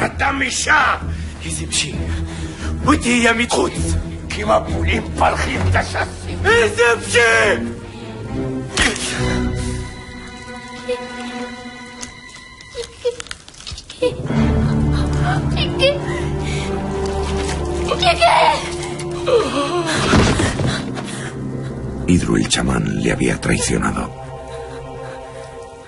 La comodidad de la propiedad, el placer de ejercer el poder, el miedo a perderlo. Todas estas facetas han forjado la vanidad del hombre y su vanidad es su propia tumba.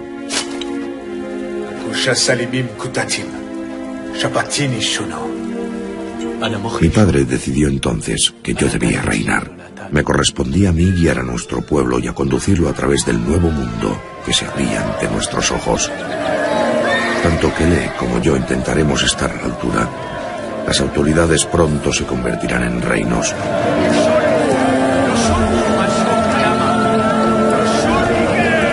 Los monarcas iluminados comprenderán que su poder descansa en la prosperidad de su pueblo, que hace falta redistribuir las riquezas y no acapararlas.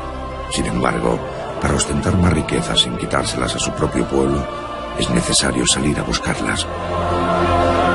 Se inventan entonces las guerras.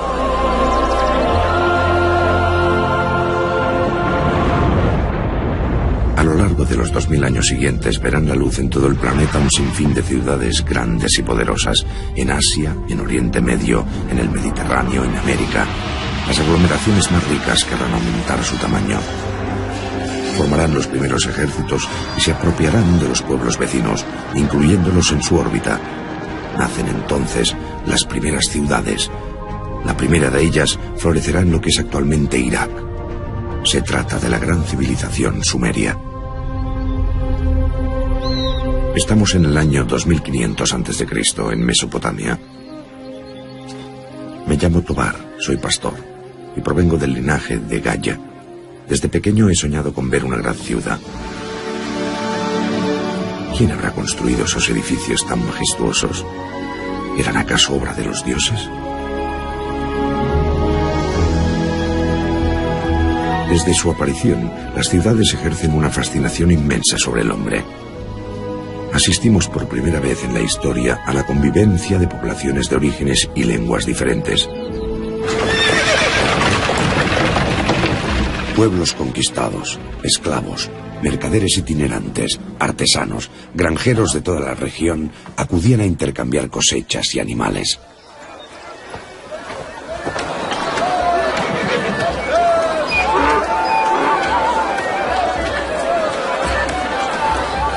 ¿A dónde iba toda aquella gente? ¿Qué objetivos perseguían? Se cruzan y ni siquiera se miran. Nunca había visto tanta diversidad. Objetos procedentes de lugares muy lejanos. Joyas, perfumes, especias, alcoholes.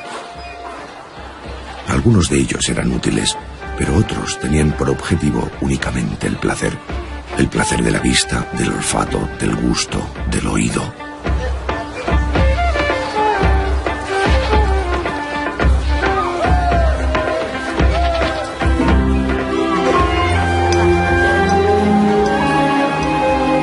¿Qué hacían aquellas mujeres? Nunca había visto algo así. Se inventaron nuevos oficios. Todo tiene su valor. Todo es susceptible de ser negociado. La presencia del Estado se deja sentir continuamente. Ahora el rey tiene numerosos representantes. En primer lugar figuran los encargados de obtener los impuestos esenciales para la vida de la ciudad. El escriba es el responsable de las cuentas, pero el jefe de los guardias es quien manda ejecutar las decisiones del tesoro de la corona.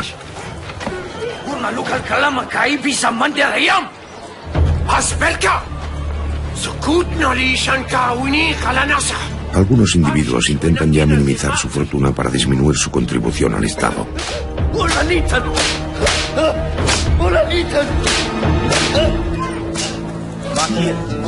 Para seguir las cuentas de los intercambios y de la recaudación de los impuestos, se inventa un sistema de códigos grabados en arcilla.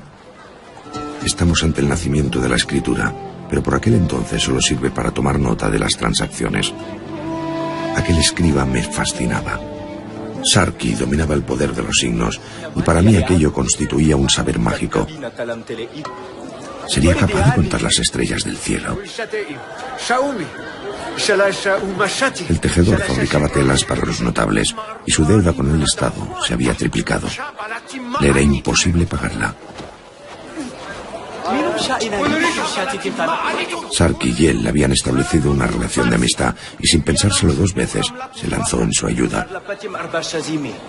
¿Por qué pedirle tanto? Podría saldar su deuda en varios plazos. El jefe de los guardias no sabía leer, pero tenía buena memoria.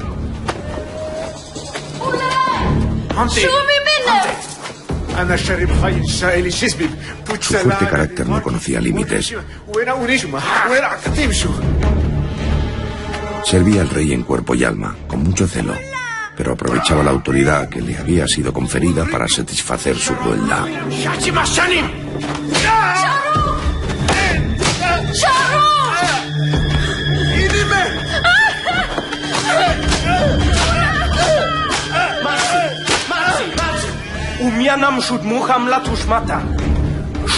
¿Cómo quieres servir al rey si le privas de sus mejores artesanos? Cuanto más quería Sarki defender al tejedor, más fuerte lo golpeaba el jefe de los guardias.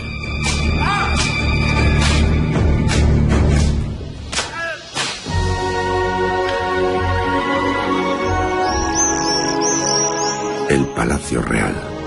El corazón del hormiguero era una vivienda descomunal, más grande que la duna de mayor tamaño del desierto.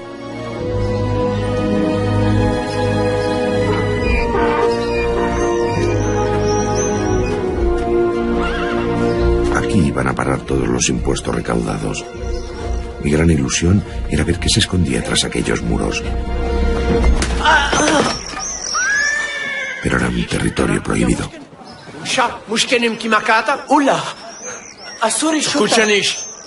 Ni siquiera sabía que había lugares en los que solo podían entrar unos pocos elegidos.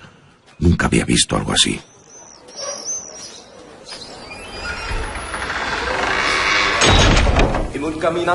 Sarki entregó sus cuentas al tesorero de la corona, el hombre encargado de hacer un listado exacto de las riquezas y de calcular las necesidades. Le interesaba que cuadraran las cuentas, de ello dependía su vida.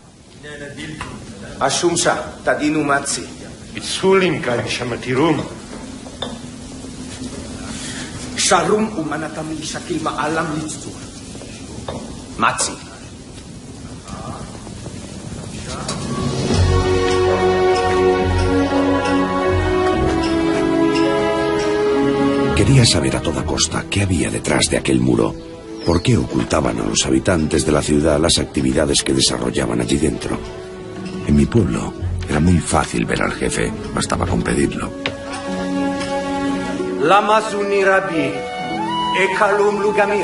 El interior de la ciudad parecía un pueblo dorado. Aquí se tomaban todas las decisiones del hormiguero. Todo en ella parecía maravilloso. Allí había arquitectos, artistas y sabios. La concentración más grande de conocimiento jamás vista. Las riquezas del Estado sirven para sostener la ciudad y el prestigio del rey, pero también para proteger el reino. Un grupo de saqueadores nómadas había hecho una incursión por el norte del reino. El rey quería organizar unos ejércitos adicionales, reclutar soldados y fabricar armas nuevas. Necesitaba aún más.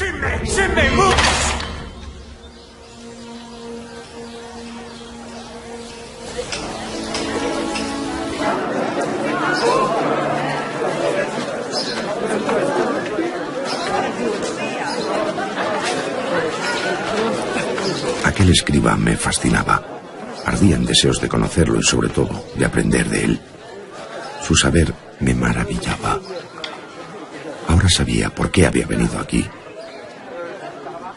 Quería aprender a escribir.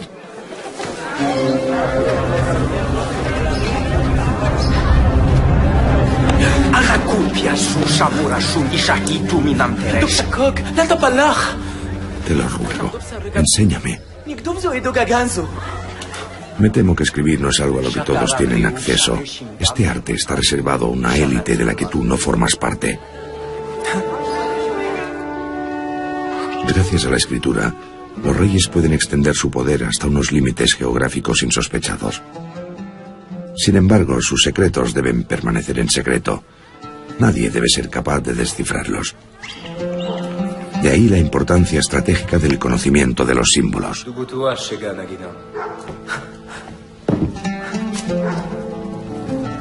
Al aceptar iniciarme en la escritura, Sarki estaba corriendo un riesgo enorme, ya que no tenía permiso para enseñarme el código secreto.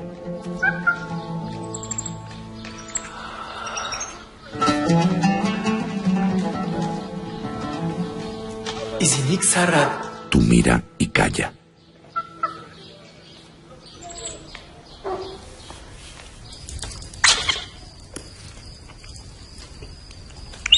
Sarki, el escriba, me había cogido afecto.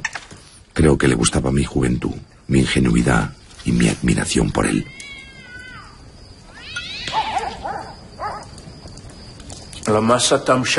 La escritura es una disciplina que exige rigor, pero uno nunca debe aprender sin comprender. Fíjate bien. El principio es muy sencillo. Un símbolo sobre la arcilla al que le damos el significado que queremos.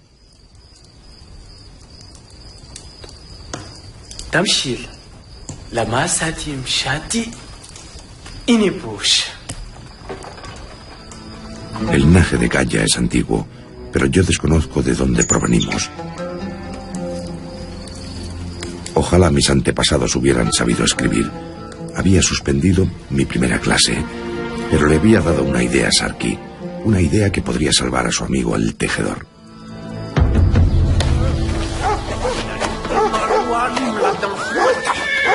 El amigo de Sarki había sido elegido para contribuir con el esfuerzo suplementario de la guerra y el jefe de los guardias estaba listo para requisar sus pertenencias.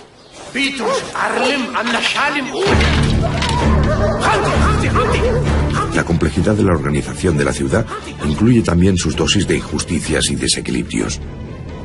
Los funcionarios deben ejecutar las órdenes sin tener en cuenta la realidad de la vida de cada habitante. Esta vez, el esfuerzo exigido era demasiado doloroso.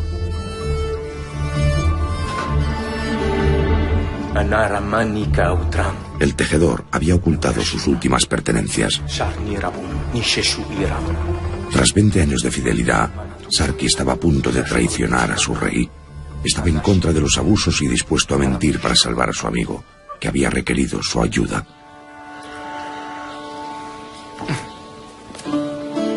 Los escribas más diestros en este arte pronto harán algo más que recabar datos.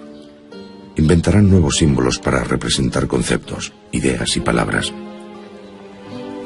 Yo empezaba a comprender que la escritura podía convertirse en una herramienta mucho más poderosa. Permitía representar un saber, así como las leyes naturales y científicas, y también difundirlas a un mayor número de habitantes. Sin embargo, con ella también era posible mentir. Transmitir información falsa y tender emboscadas era un arma temible. Para restablecer la injusticia de la que había sido objeto su amigo el tejedor, Sarki había falsificado la solicitud del tesoro real. Bastó con alterar unos cuantos símbolos para que la suma final fuera diferente.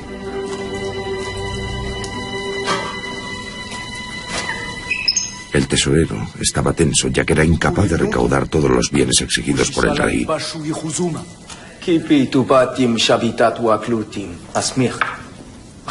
Era la primera vez que Sarki traicionaba al rey. El miedo que sentía se aferraba a sus entrañas.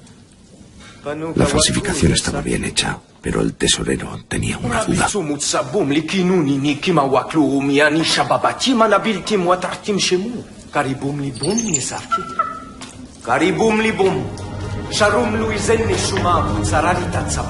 El jefe de los guardias era consciente del engaño y sabía que la prueba de las malas artes de Sarki había quedado plasmada en una tablilla de arcilla. Sin embargo, no sabían cuál.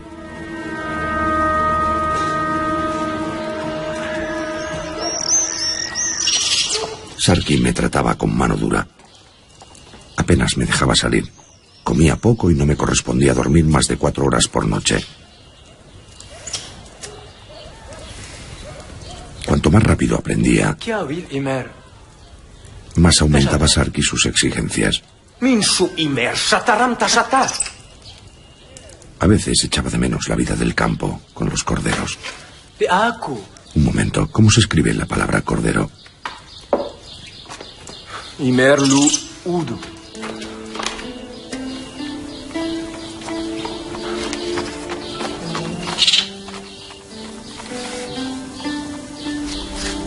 Udu. Udu.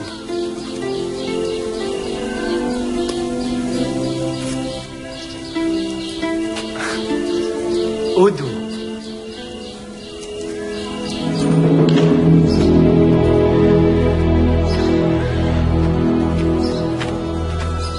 Se había iniciado una investigación sobre Sarki. Finalmente habían encontrado la placa falsificada y la habían comparado con la original.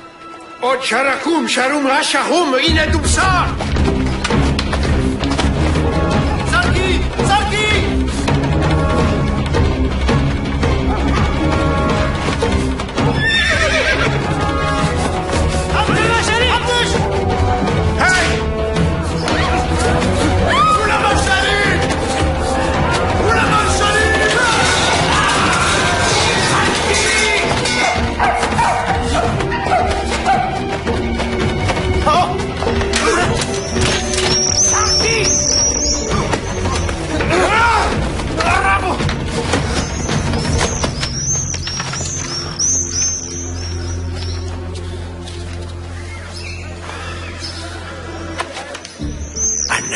¿Y qué harás ahora con tus conocimientos? ¿De qué te van a servir? Para viajar, jefecillo. Estás perdido, te ejecutarán. ¡Hanti!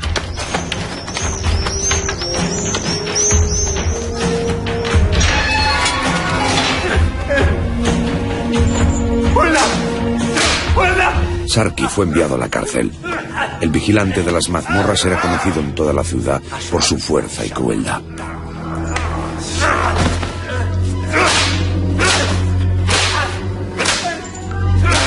La cárcel. Qué lugar más extraño. En mi pueblo no teníamos nada parecido.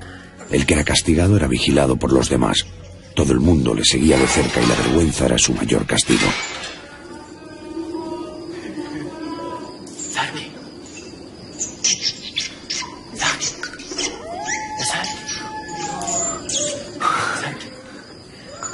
Que le priven a uno de la libertad es un castigo terrible. Para un pastor inculto como yo, eso habría sido la muerte.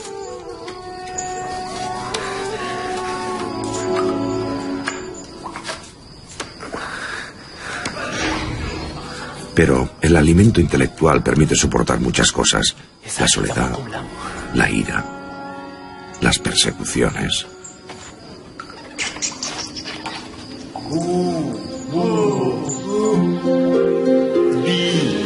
Otra de las ventajas de la escritura es que permite transmitir el conocimiento a un mayor número de gente. Para ello, es necesario disponer de un número amplio de alumnos.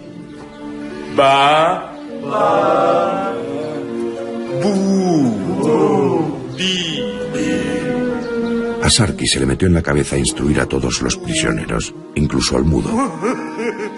No se le permitía hacerlo, pero todo le daba igual. Lo que quería era compartir su saber, transmitir sus conocimientos antes de ser condenado a muerte. Y todo esto fue posible por una única razón. Lugal también se moría de ganas de aprender. Se le autorizó a escuchar y a observar, pero sin decir nada a sus superiores. Se tardará varios miles de años en que la escritura se democratice. Sin embargo, sabemos que la prosperidad y el dinamismo de una ciudad están relacionados con su capacidad de instruir a su pueblo. Los reyes no comprendieron esto inicialmente y quisieron guardar celosamente el saber, con la intención de instrumentalizarlo. Sarki había traicionado a su rey, y en los casos más importantes, el único juez era el propio rey.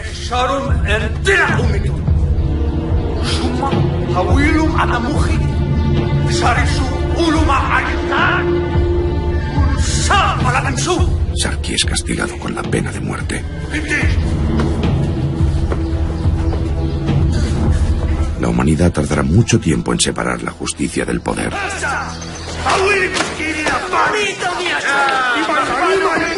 En la ciudad, las ejecuciones públicas ofrecen a los individuos un espectáculo divertido, pero principalmente sirven para reforzar la supremacía del soberano.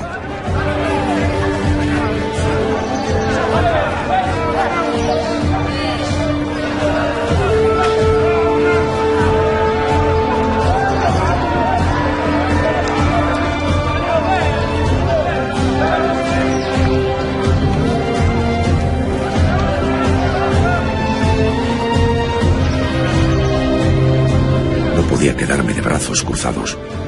Sarki había sido mi maestro, había arriesgado su vida por mí, y ahora yo debía arriesgar la mía por él.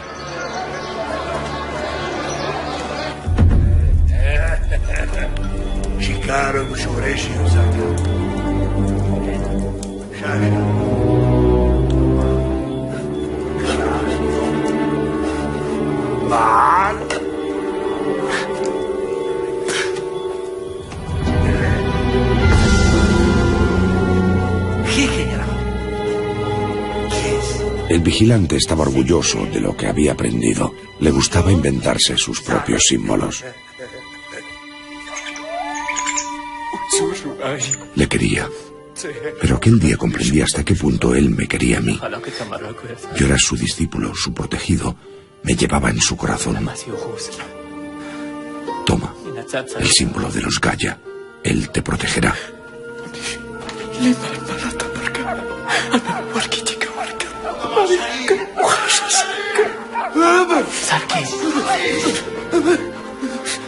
Sarki lama, Sarki lama.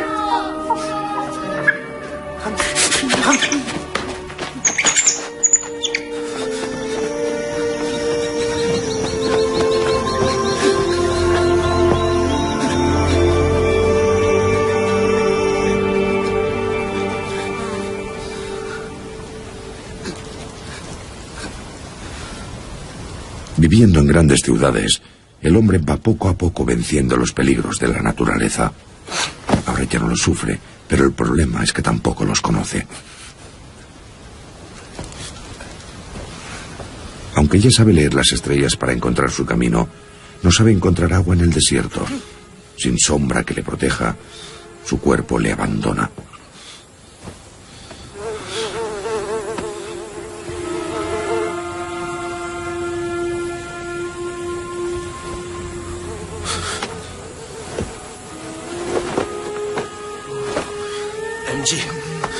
MG.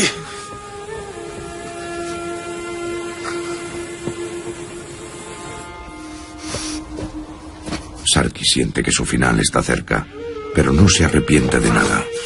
Prefiere morir libre que vivir una mentira.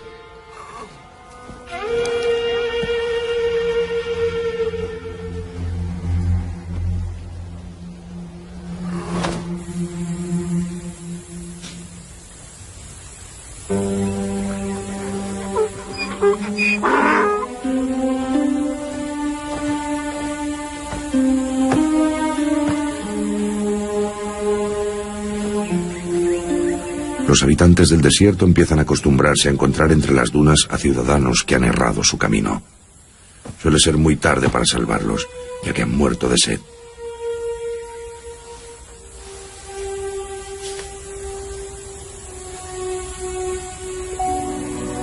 ¿Qué hacer con un moribundo?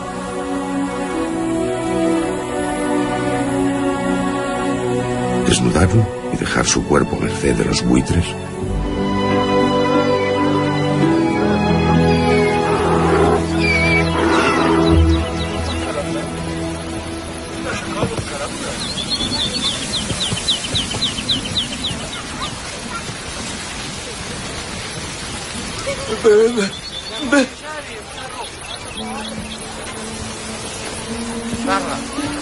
¿Quiénes eran aquellas personas? ¿Por qué le habían salvado?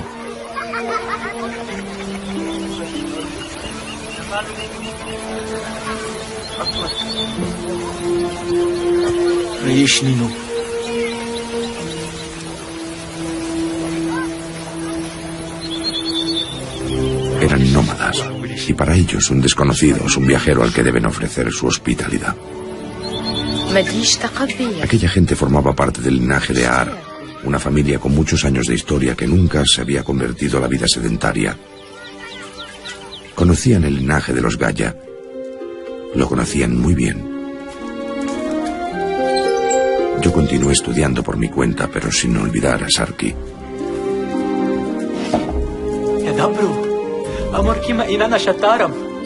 Gracias a sus enseñanzas, con el tiempo conseguí convertirme en un letrado, pero siempre eché de menos su figura.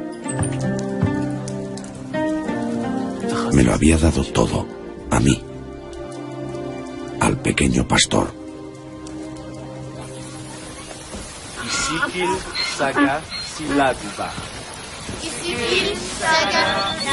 Sarki había encontrado su vocación: transmitir su saber al mayor número posible de gente.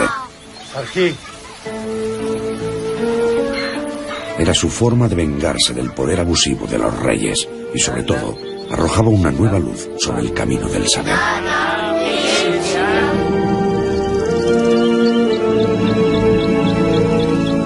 Un conjunto de nómadas hacen de nuevo acto de presencia en los centros urbanos. Organizados en caravanas, empiezan a poblar el planeta intercambiando bienes a miles de kilómetros de distancia y organizando inconscientemente la gran difusión del saber, que no tendrá fin. Gracias a estos viajeros y al poder de atracción que ejercían las grandes ciudades, los saberes empezarán a multiplicarse. Las ciencias, las artes y la técnica progresarán enormemente.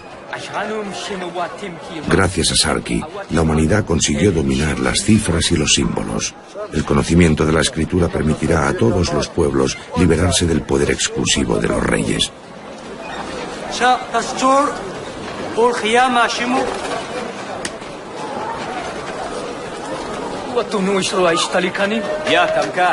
Habían pasado 10 años y Sarki volvía a la ciudad de la que había huido.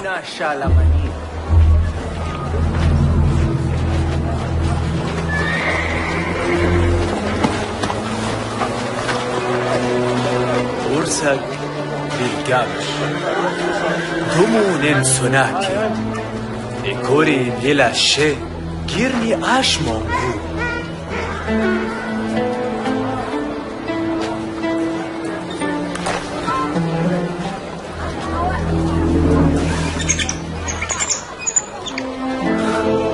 Yo me había convertido en escriba real y en maestro.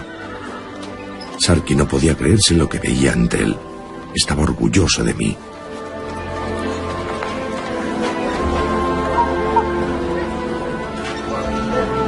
Sarki había hablado de mí a los nómadas del desierto y quería que me uniera a ellos. Quería descubrirme el mundo, sus riquezas y sus penurias. Inamatia Riak.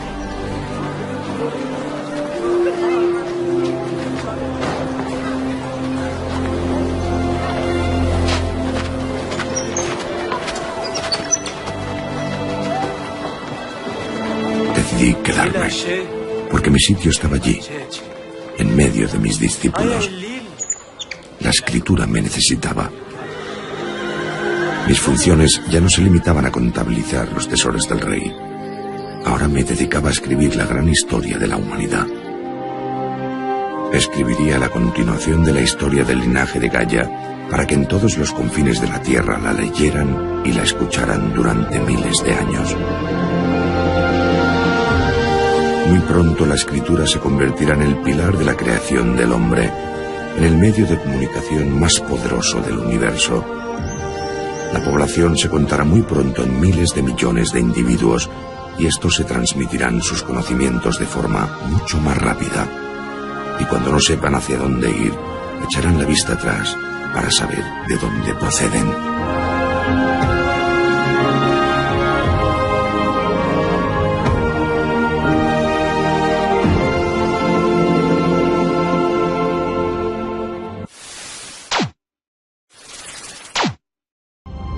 La historia de nuestra evolución hasta la aparición del hombre contemporáneo comienza hace aproximadamente 15.000 años, cuando se produce un cambio climático inesperado y de gran amplitud.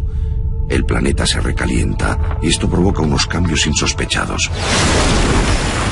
Pasan los siglos y 2/3 partes del casquete glaciar se fundirán. Entonces se desprenden 2 gigantescos bloques de hielo y el nivel del agua de los océanos sube 120 metros.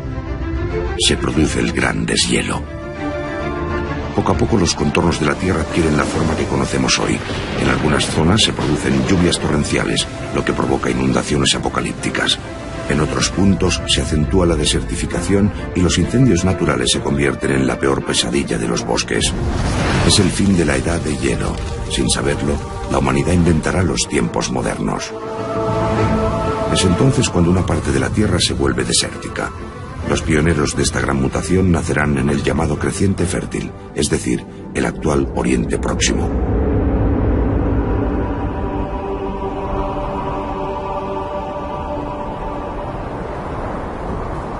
Todo esto sucedió hace 12.000 años. El planeta está habitado por un conjunto de 3 a 4 millones de hombres y mujeres. Son nómadas. Viven en espacios inmensos y solo se cruzan con otros seres humanos en contadas ocasiones.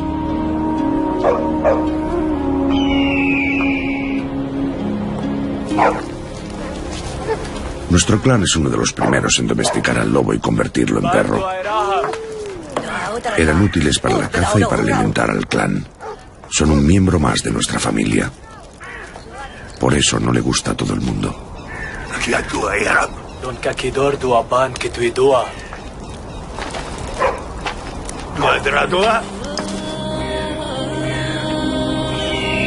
Me llamo Aar, el protector. Me prestan atención porque soy el más fuerte. Todos han dejado su destino en mis manos.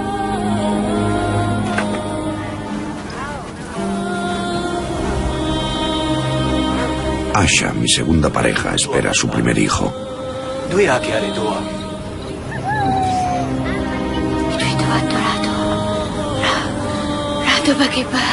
Para el parto encontraré un lugar donde haga buen tiempo y haya mucha agua.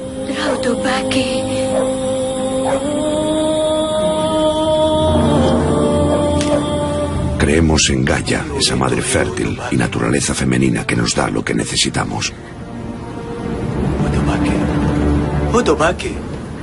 Los padres de mis padres también llevaron este amuleto. Gaia. Sin embargo, el inconveniente es que están rodeados por todo tipo de pequeños animales ansiosos por abalanzarse sobre sus provisiones. En aquella época, los sedentarios continúan cazando y obteniendo de la naturaleza todo lo que necesitan para comer. Algunos de aquellos habitantes no han domesticado todavía el perro, puesto que aquella novedad tiene lugar muy lejos de estos primeros asentamientos, especialmente en Europa del Este y en China. El perro sirve para la caza, pero también para vigilar, para dar buena cuenta de los restos de comida y para dar compañía. El hombre ha encontrado en aquel animal un conjunto de intereses y era recíproco.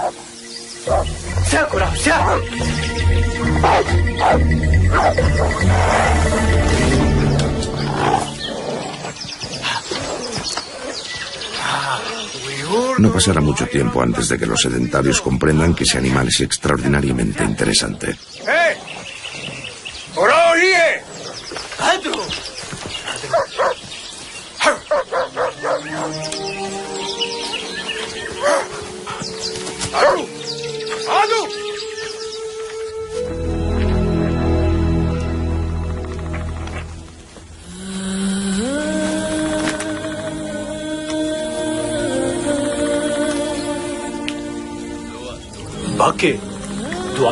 No lo toques, no es para ti.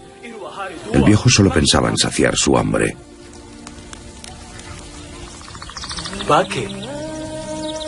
Asha iba empeorando día tras día. Ya no sabía cómo hacer que se sintiera más fuerte.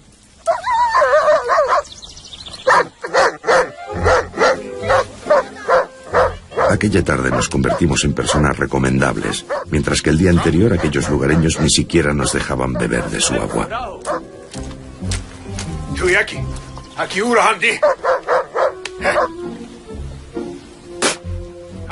Querían darnos sus recipientes de piedra y también unos granos que resultaban ásperos en la lengua. Pero no era un regalo. Pronto comprendimos que lo que esperaban a cambio era que les entregáramos a uno de nuestros perros. Yo no quería todo aquello.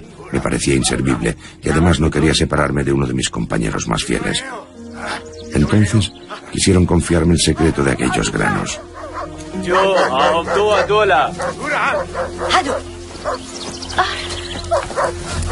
Asha presintió el peligro y quizá aquel día debería haberme fiado de su instinto. Éramos muy diferentes de aquellas personas. Pudimos haber evitado el drama que vino después. Era blando y no sabía a nada. No me gustaba. Me seca. Había muchos alimentos allí dentro. Para sobrevivir sin penurias es necesario ser previsor, adelantarse al momento en que la naturaleza dejará de aportarnos nutrientes. Los sedentarios todavía no son agricultores. Recolectan bayas y cereales. Aún no saben que es posible cultivar las plantas salvajes.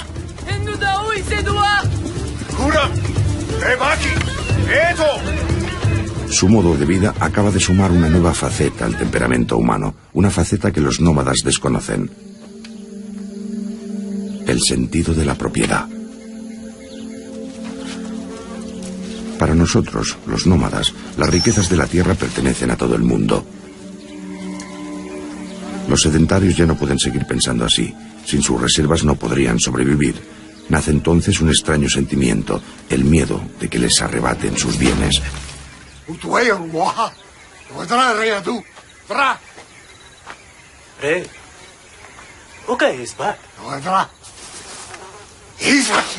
Para el nómada, el desconocido es un viajero como él, pero cuando los bienes escasean, hay que compartir para sobrevivir.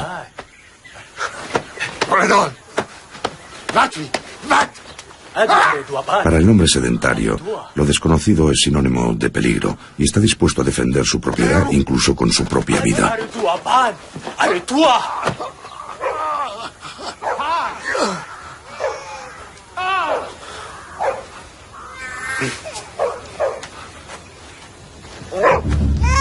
Habíamos entrado en la aldea como si estuviéramos en nuestra propia casa, pero sus habitantes lo habían interpretado como una agresión. Aquel extraño sentimiento que tenían referente a sus colectas se había hecho extensible a todo. Sus casas les pertenecían a ellos, sus recipientes de piedra también, e incluso el agua que estos contenían.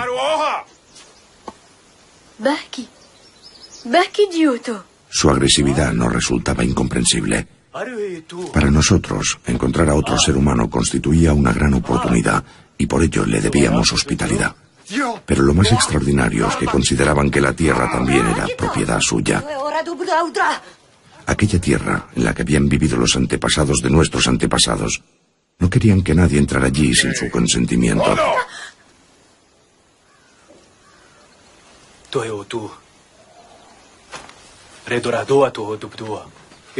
Nos cazaron como si fuéramos avispas sobre su comida.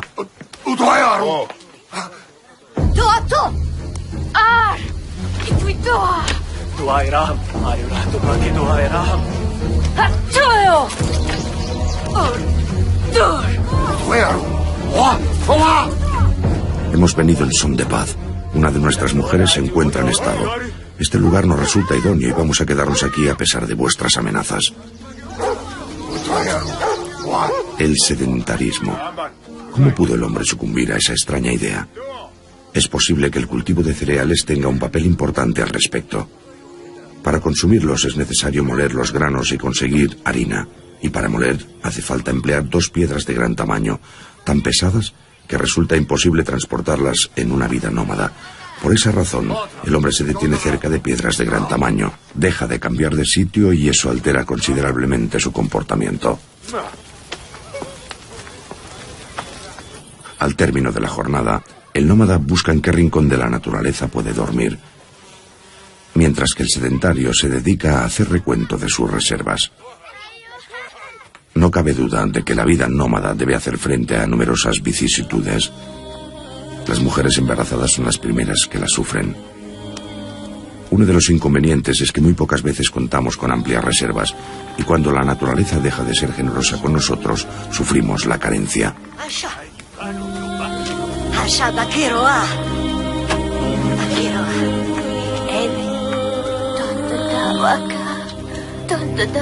Asha ya es incapaz de digerir este puré de frutas medio podridas. Necesita carne. Necesita fuerzas. Pero se ha agotado la carne seca. Siempre que hay un problema, Aka, la tuerta, viene a contarme los miramientos. Los demás no se atreven a hacerlo.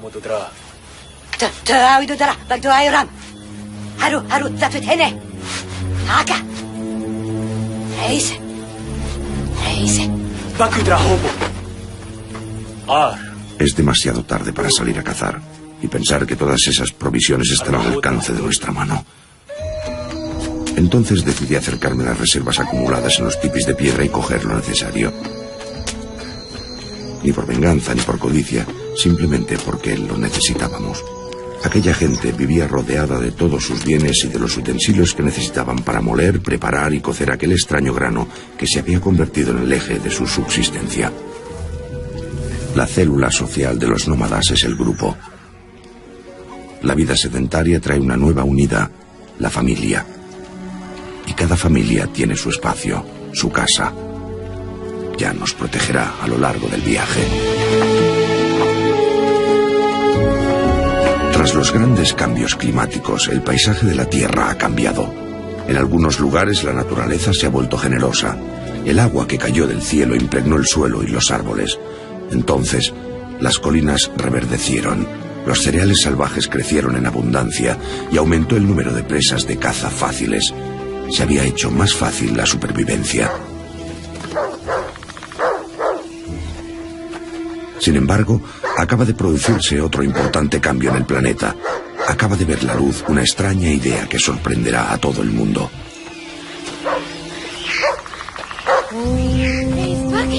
Se trata de unos tipis de piedra con techos de hojas.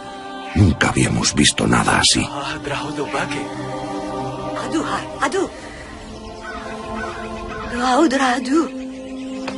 El lugar ideal para acampar.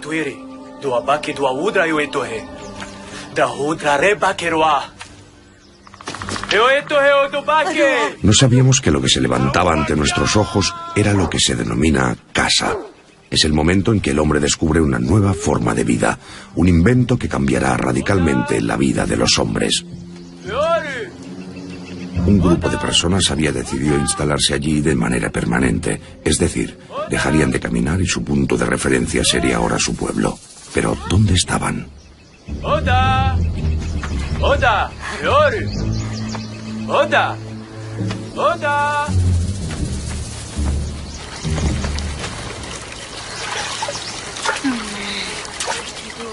Una de las primeras cosas que nos sorprendieron fueron los recipientes de piedra.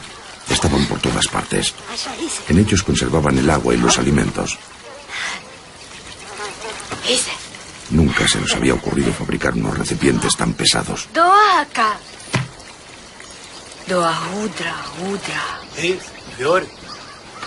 ¿Qué utilidad podían tener aquellos refugios imposibles de trasladar?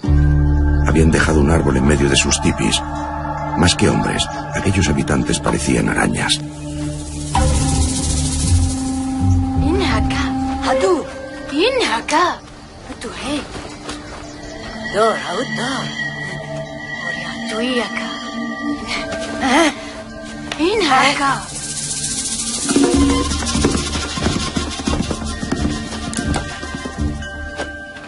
Calor fuera y fresco dentro.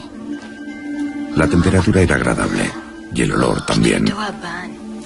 El olor de los hombres, de mujeres y de niños le impregna todo y se mezcla con el de la carne.